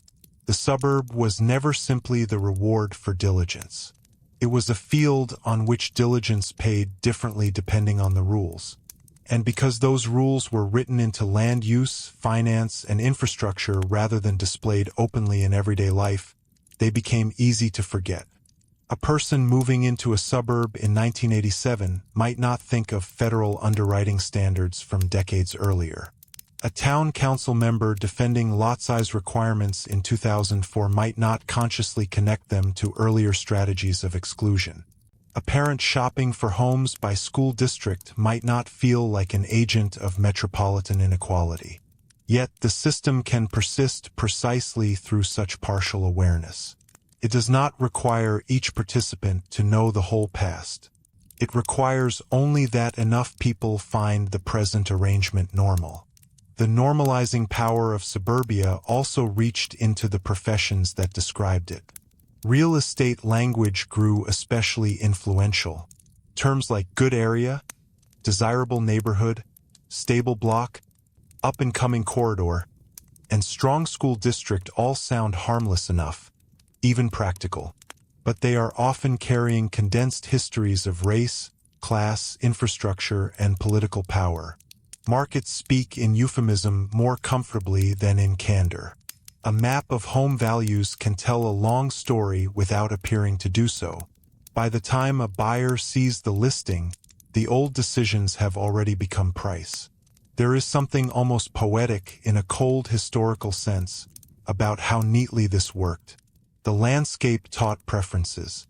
Those preferences drove markets.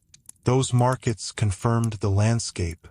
And the resulting feedback loop then produced cultural stories about what kinds of people made responsible choices. Over time, the arrangement became self-explanatory. Detached houses were valuable because everyone wanted them.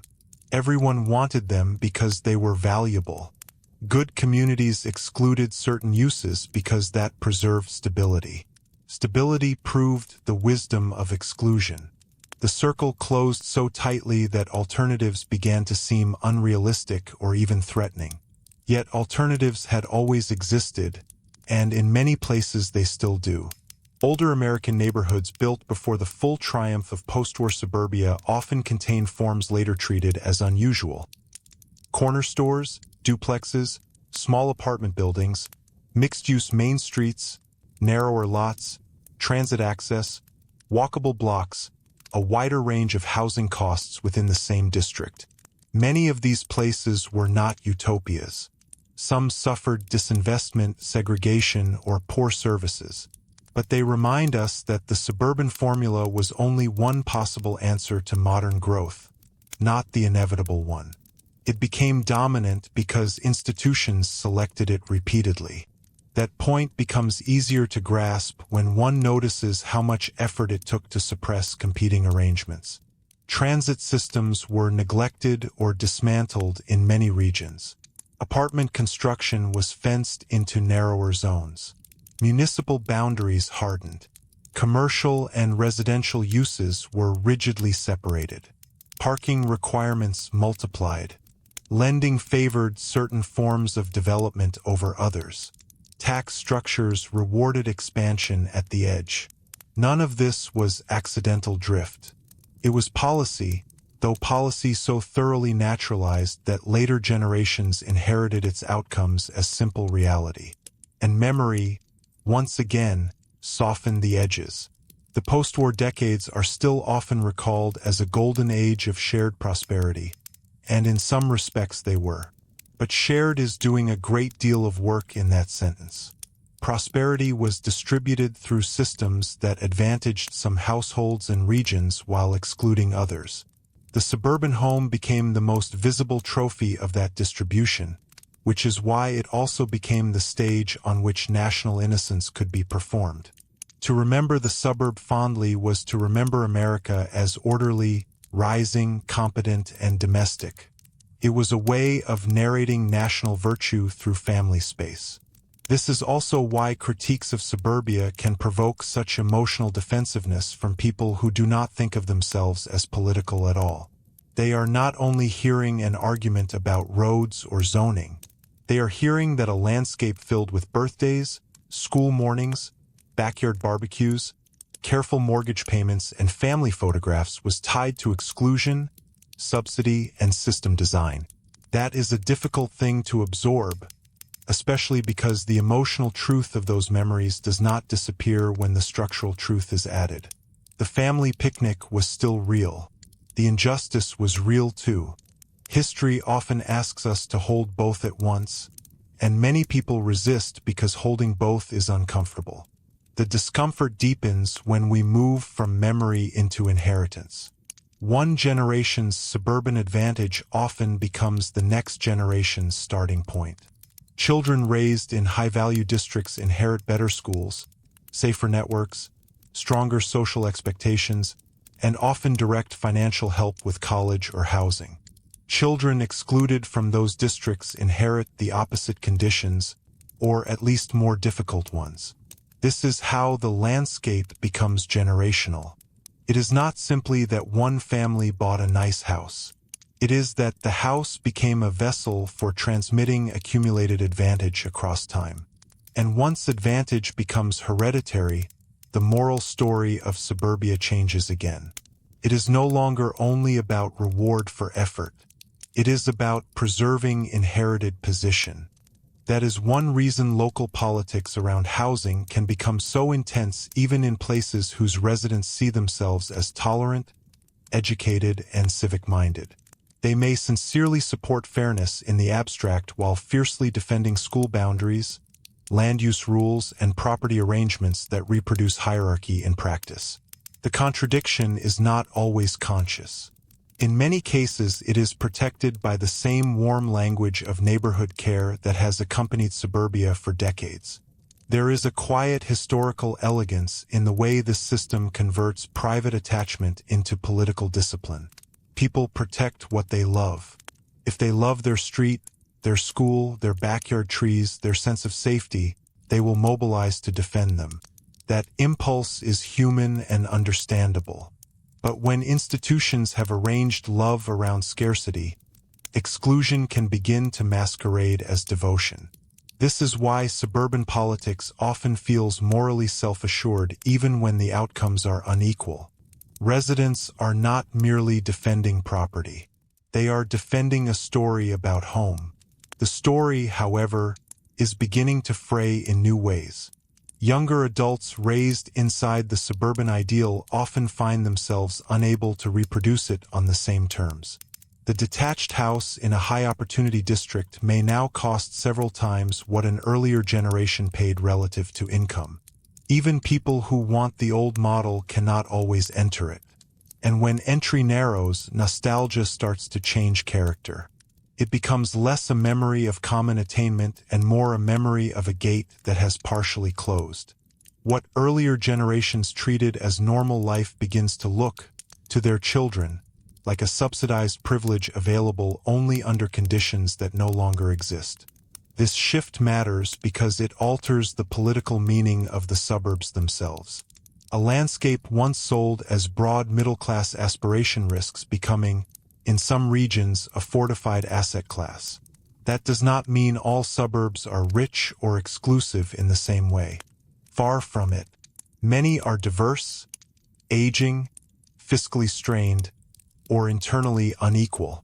But the symbolic core of suburbia, the detached home as the achievable reward of ordinary diligence, has become harder to sustain when ordinary diligence no longer reliably opens the door. And yet the story does not flatten into simple decline. In some places, suburban communities are being reimagined from within. Older shopping centers are redeveloped into denser mixed-use districts. Accessory dwellings are legalized. Some towns cautiously permit duplexes or small apartment buildings. Transit suburbs rediscover the value of their historic walkability.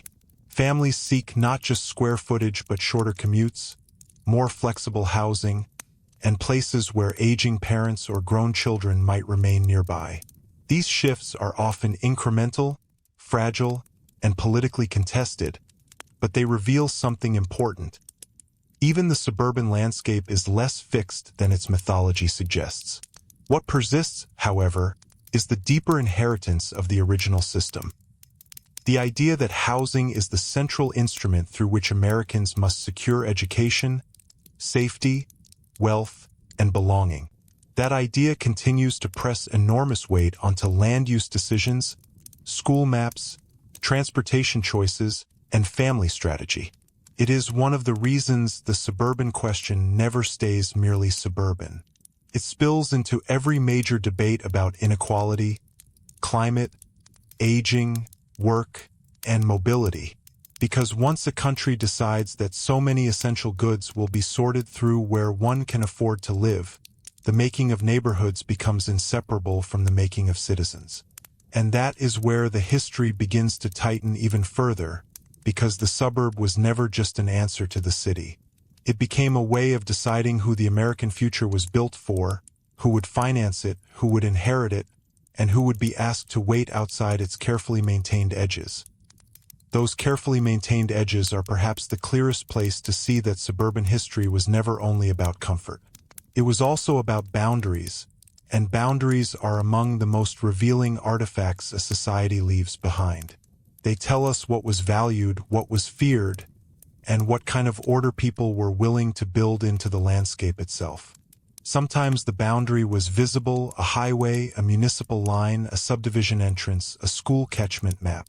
Sometimes it was less obvious, embedded in minimum lot sizes, parking rules, mortgage approvals, insurance rates, or the quiet understanding that some people would find welcome easier to obtain than others.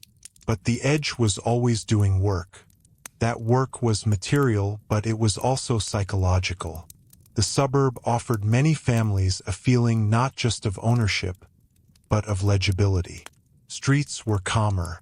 Houses were more standardized. The rhythms of daily life seemed easier to read. In a century marked by industrial upheaval, migration, urban conflict, war, inflation, recession, and social transformation, that legibility had enormous emotional value. It told residents that life could still be arranged. Children could be raised within a stable horizon. Tomorrow might resemble today. Whatever modernity was doing elsewhere, here, on this street, at this mailbox, behind this trimmed hedge, things could remain under control. And yet one of the subtle ironies of the suburban order is that it promised control to households by relying on systems they did not control at all. Families could choose the paint color, the lawn furniture, the school lunchbox, the timing of a commute. But they did not choose mortgage markets, highway funding formulas, zoning codes written decades earlier, regional labor shifts, insurance pricing, or the tax structures that tied so much local well-being to property appreciation. The appearance of self-sufficiency was, in many ways, the product of deep interdependence. That is one reason the suburban worldview could feel both empowering and fragile. Residents were encouraged to think of home as a private fortress, yet the value and viability of that fortress depended on a vast public and corporate scaffolding. This fragility becomes especially visible when one looks at moments of strain. When interest rates rose sharply, when fuel prices climbed, when employers relocated, when school reputations changed, when new highway patterns redirected traffic, when insurance costs increased, when local tax bases weakened, the suburb's calm surface could shift quickly. A neighborhood that had seemed secure might suddenly feel exposed. A commute once tolerable could become draining. A property once expected to appreciate steadily might plateau or decline. The deeper lesson here is not that suburbia was a failure. It is that its promise of stability often rested on conditions more contingent than its mythology admitted. That mythology, however, remained powerful because it was reinforced by institutions beyond housing itself. Banking, consumer credit, advertising, television, school policy, municipal finance, and even architectural taste kept returning to the same message. The good life was detached, private, owned, and protected. Apartment living, unless marketed as urban luxury, was often treated as transitional. Renting was tolerated for the young or the temporarily unsettled, but not held up as the fullest expression of adulthood. Shared public goods mattered, but they were culturally overshadowed by private domestic achievement. In effect, the nation taught generations of people to see maturity through a floor plan. That had consequences for how Americans understood social problems. If the model adult is a homeowner who secures opportunity through carefully chosen location, then housing scarcity becomes an individual challenge rather than a collective design failure. One simply needs to work harder, move farther, compromise more, or buy earlier. If schools vary sharply by district, the burden falls on parents to navigate the market rather than on the public to equalize conditions. If transportation is difficult, the answer is another vehicle, a longer commute, more personal adaptation. The suburban order, in other words, did not merely shape where people lived. It shaped how problems were privatized. Privatization of that kind can feel very practical in the short term. Families do solve things every day. They do adjust. They budget, drive, repair, relocate, and endure. But over time, the cumulative effect is wearying. A society organized this way asks households to absorb shocks that might otherwise be softened through broader systems. The mortgage becomes a shield against insecurity, but also a constant pressure. The school district becomes an avenue of care, but also a mechanism of competition. The car becomes freedom, but also obligation. The backyard becomes refuge, but also maintenance. The suburb offered millions a genuine improvement in living standards, yet it often did so by converting structural dependence into private effort. That conversion helps explain why the suburban system could survive criticism from both left and right. To some critics, it looked exclusionary, ecologically wasteful, and socially fragmenting. To others, it looked burdened by regulation, taxes, or metropolitan obligations. Yet for many residents, it still felt like the most reasonable settlement available. It was not perfect, but it was theirs. It was expensive, but it produced tangible comfort. It was limiting, but it felt safer than the alternatives they had been taught to distrust. The suburb retained legitimacy not because every argument for it was philosophically airtight, but because it continued to deliver enough concrete advantages to enough people that its deeper contradictions could be managed. There is another quiet twist here. The very success of Suburbia made it harder to see as a constructed system because its forms became so widespread that they ceased to look ideological. A 6-lane arterial road, a shopping plaza behind a parking lot, a subdivision arranged around cul-de-sacs, an office park set back from traffic, a school reachable mainly by car. These became not one development pattern among many, but simply the environment. Children raised in such places often assumed that this was how towns were supposed to work. The built world disappears most thoroughly when it becomes ordinary. And once ordinary, it shapes desire. A child grows up valuing a yard because the yard is associated with home. A teenager imagines adulthood through the houses seen on familiar streets. A young parent seeks the school district that everyone respectable seems to seek. A retiree hesitates to leave because the house is not just shelter but memory stored in space. Desire is rarely spontaneous in the pure sense. It is tutored by the environments people inhabit. This is one of the most powerful and least discussed aspects of the suburban story. It trained Americans to want what its own survival required. Developers and marketers did not invent those wants from nothing, but they were highly skilled at deepening them. Entire industries learned how to link emotional life to domestic property. A better kitchen suggested family warmth. A larger lawn suggested healthy childhood. A quiet subdivision implied moral seriousness. A two-car garage suggested competent adulthood. Even anxieties were marketable. Concern about safety sold alarms, gated communities, and school district premiums.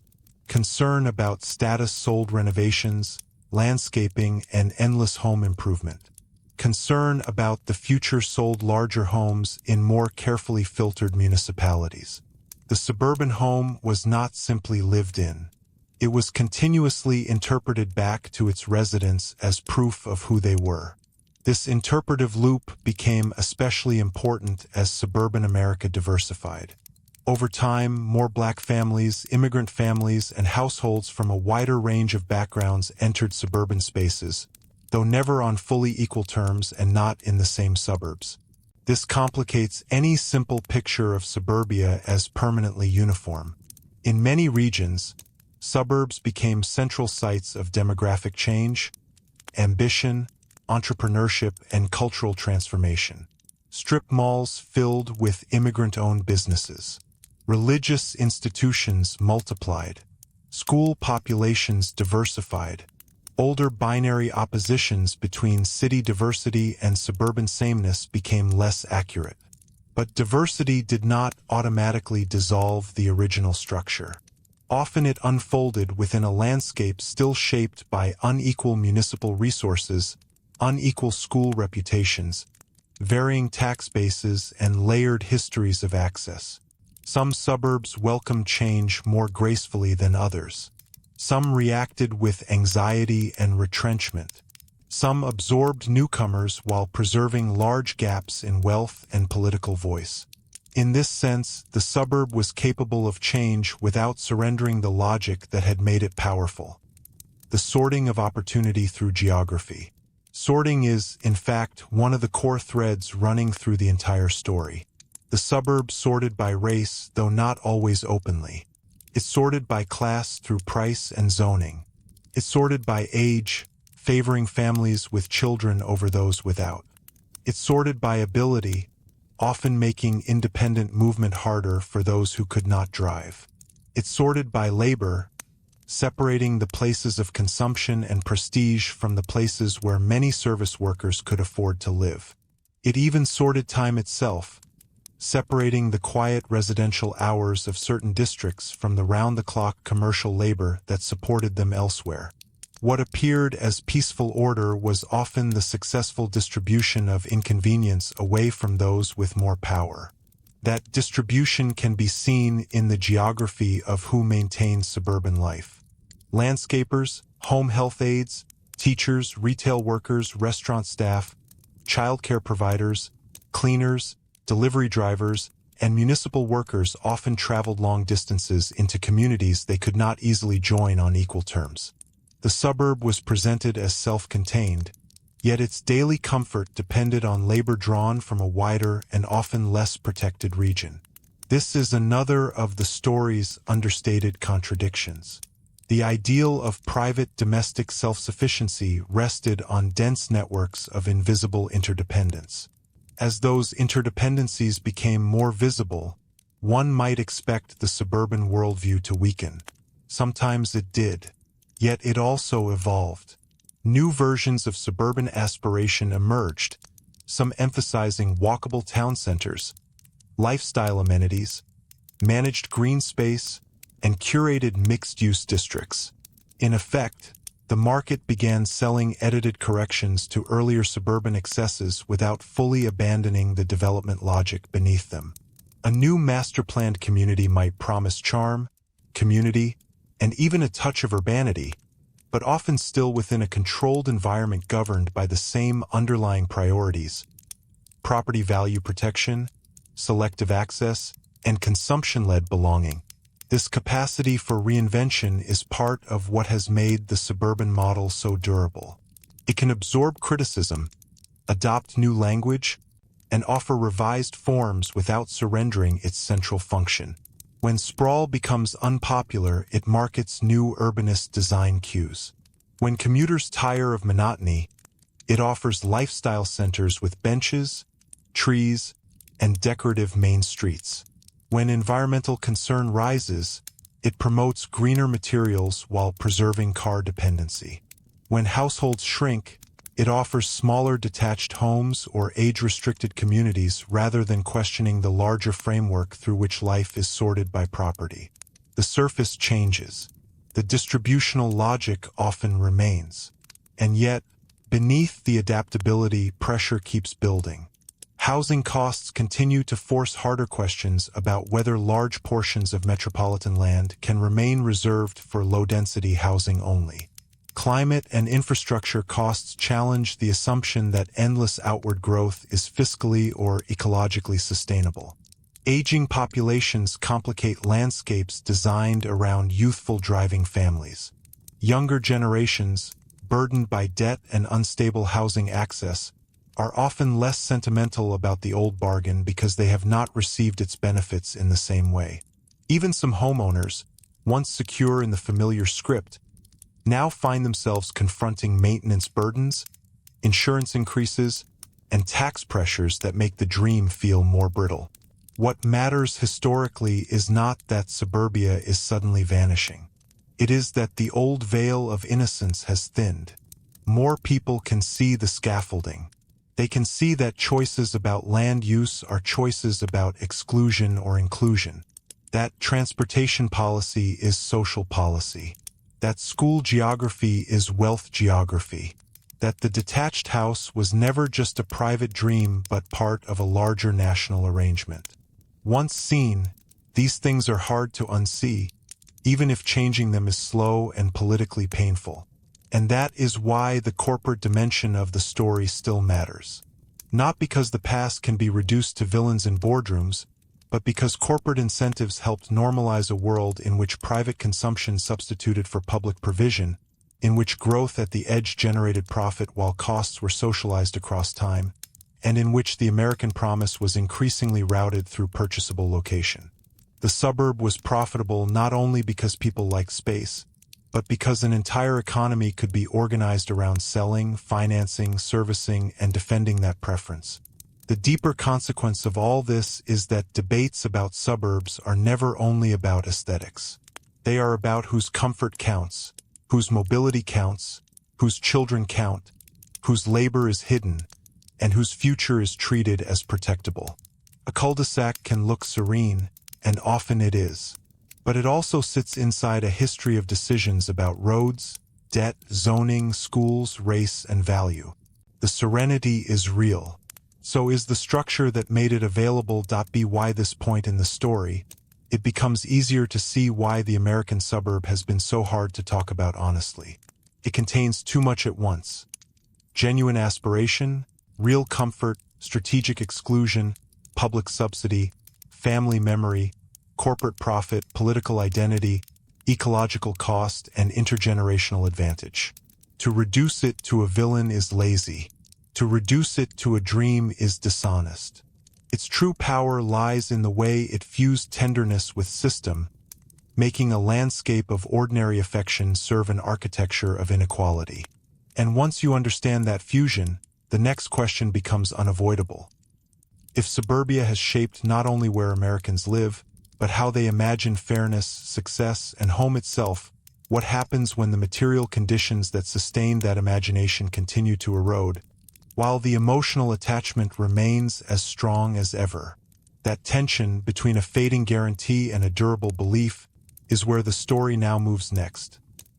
That tension between a fading guarantee and a durable belief is where the suburban story becomes especially revealing, because it shows how long an idea can outlive the conditions that first made it persuasive. For much of the 20th century, the suburban bargain had enough material strength behind it to feel almost self-proving.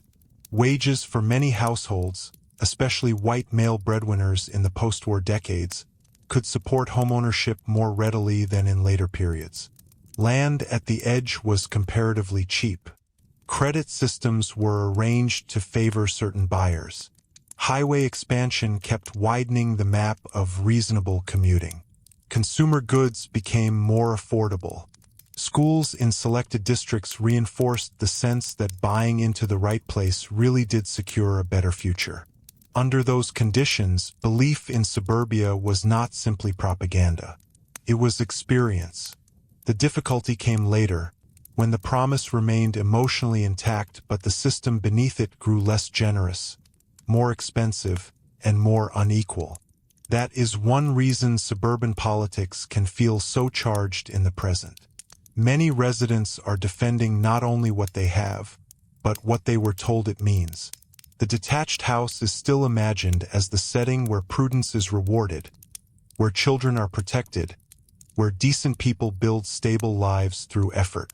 Even when insurance costs rise, even when traffic worsens, even when housing near good schools becomes punishingly expensive, the symbolic role of the suburb endures. It continues to offer moral reassurance, even as the arithmetic becomes harder. This is a familiar historical pattern. Institutions often survive first as facts and then as feelings. Once their physical advantages weaken, their emotional authority can remain, sometimes even intensifying as people fear loss.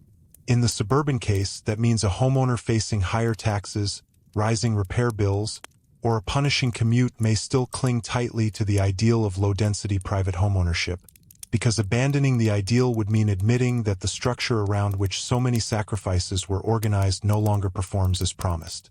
People can endure a surprising amount of strain when the strain still appears meaningful. One of the quietest but most important features of this moment is generational contrast. Older Americans who entered suburban homeownership during decades of lower relative housing costs often carry memories of the bargain working, or at least working well enough. They remember stretching to buy, certainly, but also remember that the stretch led somewhere recognizable. Equity, school access, neighborhood standing, retirement security, perhaps the ability to help children later.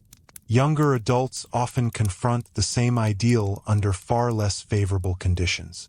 They see housing prices untethered from wages, mortgage rates that can turn ordinary homes into long-term financial burdens, and metropolitan landscapes where the most opportunity-rich areas are heavily protected from new housing. To them, the suburban promise may still be desirable, but it no longer feels broadly fair. That shift alters the emotional tone of the American housing conversation.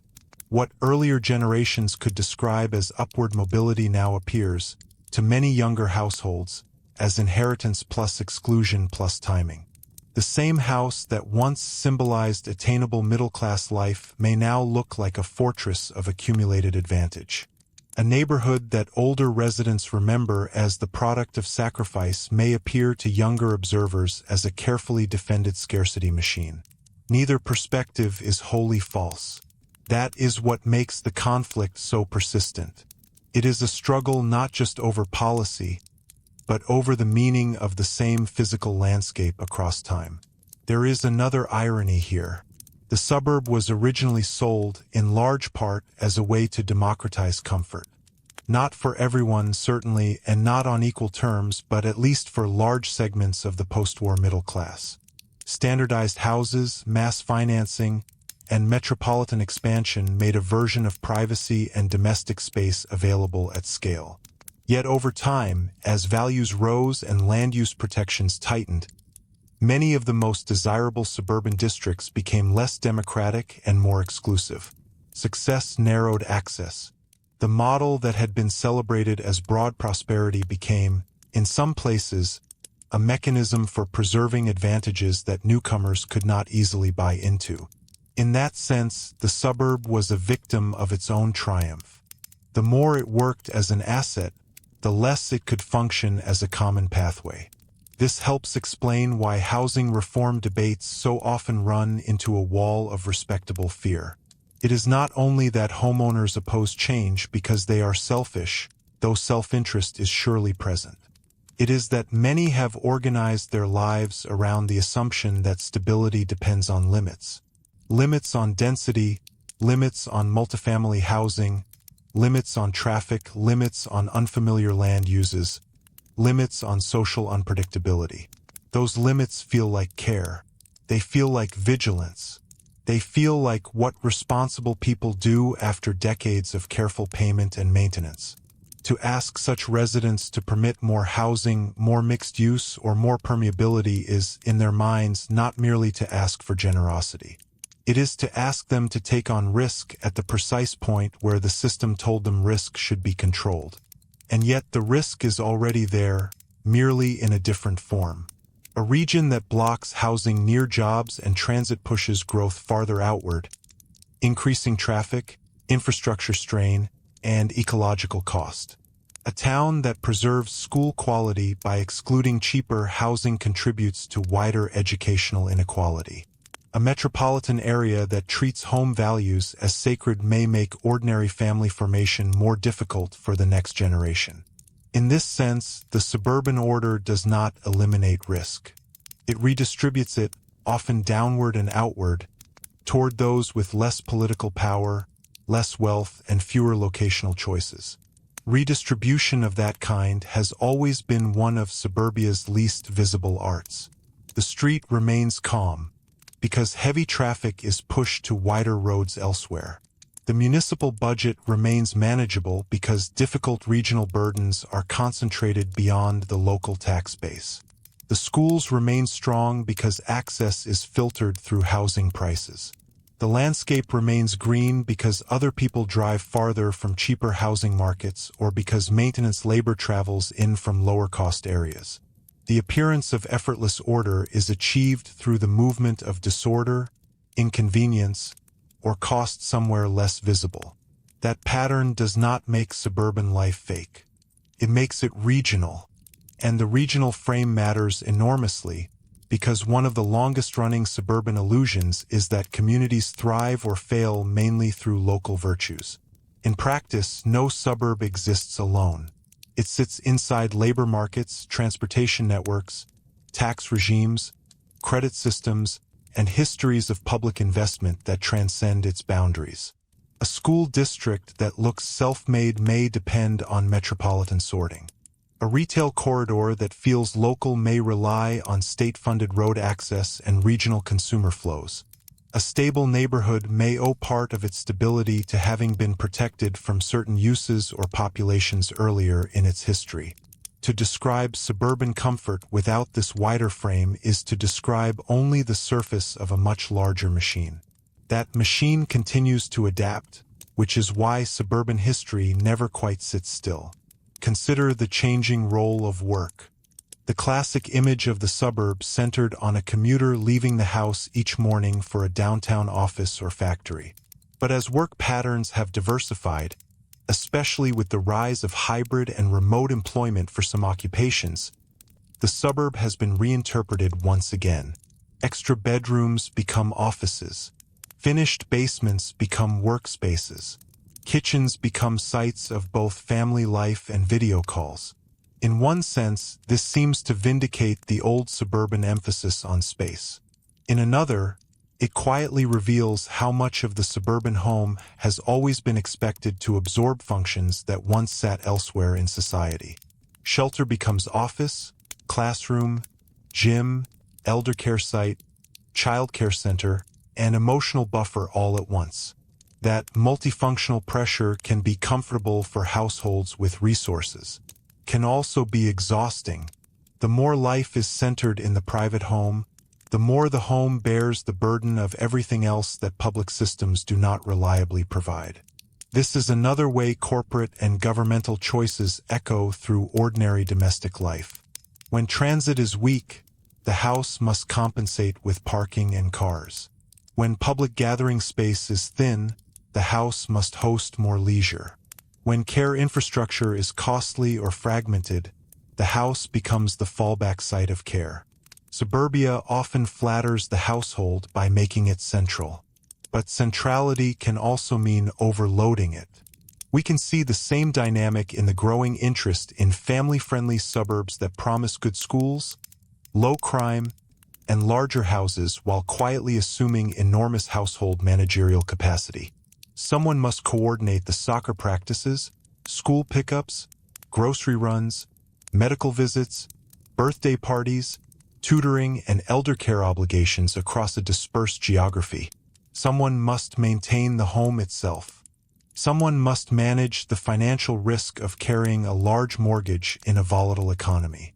The suburban ideal often appears restful from a distance because its effort is domestic and repetitive rather than spectacular.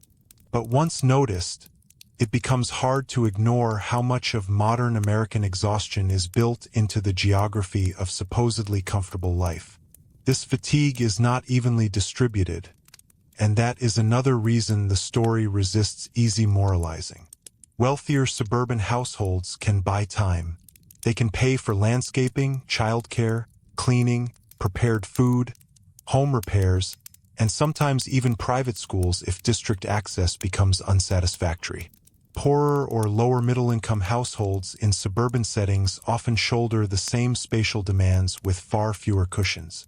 A long commute hurts differently when one has limited schedule flexibility.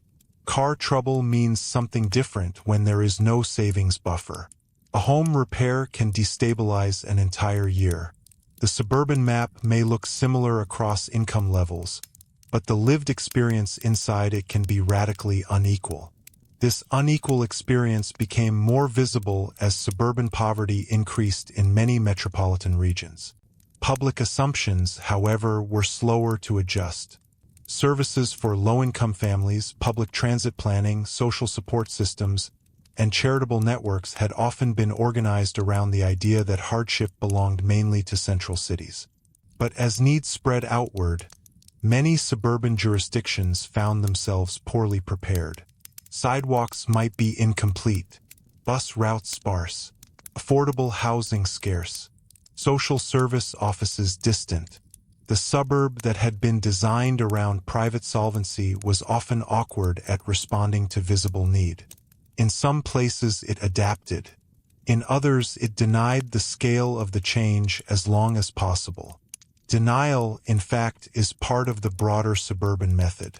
Not denial in the crude sense of refusing to see anything at all, but a gentler form, translating structural contradictions into personal anecdotes, local exceptions, or manageable inconveniences. Traffic is annoying, but that is just growth. Housing is expensive, but that means the area is desirable. Young people are leaving, but they should save longer. Teachers commute in from far away, but that is simply the market. Flood risk is rising, but one's own street still feels safe. Insurance is painful, but perhaps manageable for one more year. In each case, the system is normalized by being broken into small pieces that households are expected to absorb privately. The persistence of this method helps explain why the language around reform remains so cautious. Even modest proposals are often framed gently. A few more apartments near transit, some accessory units for aging parents, a small mixed-use district around an old shopping center, duplexes on selected corridors, reduced parking minimums. Reformers have learned, often through painful experience, that frontal assaults on the suburban ideal rarely succeed. The emotional attachment is too strong. Instead, they try to reopen flexibility around the edges, much as earlier suburban builders once expanded outward one tract at a time. The battle is no longer only over land. It is over what counts as normal. And normality, once again, is where memory does its work. Many residents do not imagine themselves as defenders of a historically engineered system. They imagine themselves as protectors of an ordinary, decent life. The house on the quiet street, the reputable school, the green setback, the predictable neighborhood rhythm, all of it feels deeply human. And it is deeply human. That is why the suburban order has been so difficult to challenge honestly. It fused abstract systems of credit, land use, and infrastructure with the intimate textures of family life. It taught people to love arrangements that also disciplined them. There is something almost tragic in that fusion. A family may genuinely cherish the house that also locked them into long commutes and financial stress. A parent may feel profound gratitude for the district whose boundaries also excluded others. A retiree may love the neighborhood that now leaves them isolated without a car. A young couple may long for the suburban stability that earlier policies made easier for previous generations than for them. The emotional truth does not cancel the structural truth. They sit together, quietly, in the same cul-de-sac, the same kitchen, the same property tax bill. By now, perhaps the strangest twist in the whole story comes into view. The corporate and policy machinery that helped create Suburbia was so effective that it no longer needs to persuade everyone explicitly. It survives through inheritance, habit, zoning maps, school catchments, lending patterns, municipal fears, and the ordinary dreams of people trying to build a decent life. The conspiracy, if one insists on the word, became cultural. It settled into the common sense of the nation. And that is precisely why the next stage of the suburban story is not only about who built it, or even who benefited most from it, but about what happens when a society begins to question a common sense it has lived inside for generations, and discovers that almost everything, from childhood to commuting to wealth to belonging, has been organized around it. And that discovery, once it begins in earnest, changes the story from one of hidden design to one of historical choice. Because if Suburbia was built, subsidized, sorted, defended, and remembered into being, then it was never fate. It was a decision repeated so many times that it came to feel like nature. The lawn, the zoning map, the mortgage form, the school district line, the highway exit, the parking lot, the garage door lifting in the early morning half-light. All of it belongs not to inevitability, but to policy, profit, longing, fear, and adaptation layered together over generations. That is perhaps the deepest reason this history matters. The American suburb is easy to discuss lazily. It can be mocked as bland, or praised as wholesome, or condemned as exclusionary, or romanticized as the setting of post-war family life. But none of those versions is complete on its own. The fuller truth is more human and more unsettling. The suburb offered millions of people genuine relief from urban crowding, real privacy, cleaner domestic space, access to schools, and a feeling of earned stability. It also distributed those goods unevenly, often through racially biased finance, exclusionary zoning, highway building, selective public investment, and the quiet relocation of cost and inconvenience onto other communities. It was a comfort built inside a system. And because it was genuinely comforting for so many, the system became unusually difficult to question. That, in the end, is what made the corporate dimension so consequential. Not that a handful of executives single-handedly invented the American dream, but that developers, lenders, appliance makers, auto companies, highway builders, advertisers, planners, and government agencies all found ways to profit from the same arrangement, and in doing so helped define what normal American life was supposed to look like. They did not merely sell houses. They sold distance as dignity, ownership as virtue, privacy as maturity, and property appreciation as proof of responsibility. They sold a private answer to public problems. And the answer was attractive enough and materially advantageous enough for many that it became the moral architecture of an era. If modern viewers misunderstand this history, it is often because they inherit the finished landscape rather than the argument that produced it. The street is already there. The district is already ranked. The commute route is already laid out. The home value is already mapped. The town boundary is already defended. It is easy to forget that each of these things was once debated, financed, legislated, marketed, and enforced. Yet history asks us to remember that ordinary places are often the most political, precisely because they no longer look political at all. And once you see the suburb this way, other parts of American life start to look different too. The stress around school access, the intensity of local zoning meetings, the anxiety over property values, the deep emotional charge in debates about apartments, transit, taxes, race, and neighborhood change, the difficulty younger generations face in reproducing the lives their parents took as normal, the persistence of long commutes and fragmented metro regions, the hidden labor that sustains comfortable districts, the environmental price of low-density expansion. None of these are separate stories. They are all chapters in the same long afterlife of suburban design. Perhaps that is the final irony. The suburb was marketed as an escape from history's messiness, a cleaner, calmer, safer space beyond the old city's noise and conflict.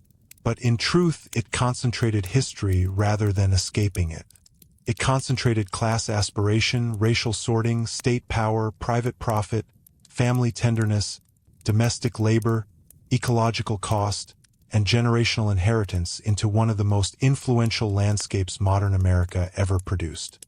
It looked peaceful because so much of the struggle had already been built into the background. And maybe that is why the story lingers. Not because suburbs are uniquely evil or uniquely beautiful, but because they reveal something enduring about modern societies.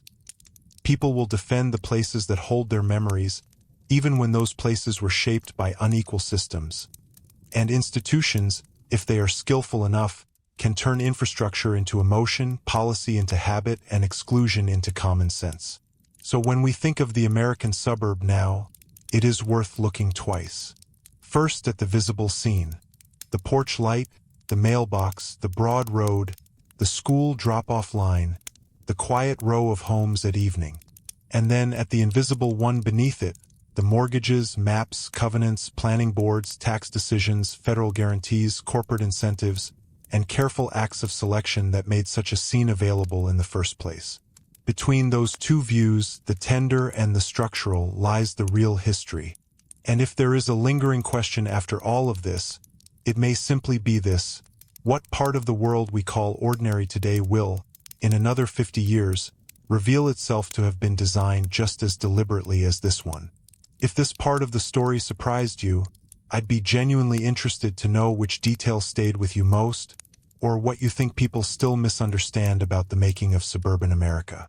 And if you'd like, stay with me for the next long, quiet journey into history.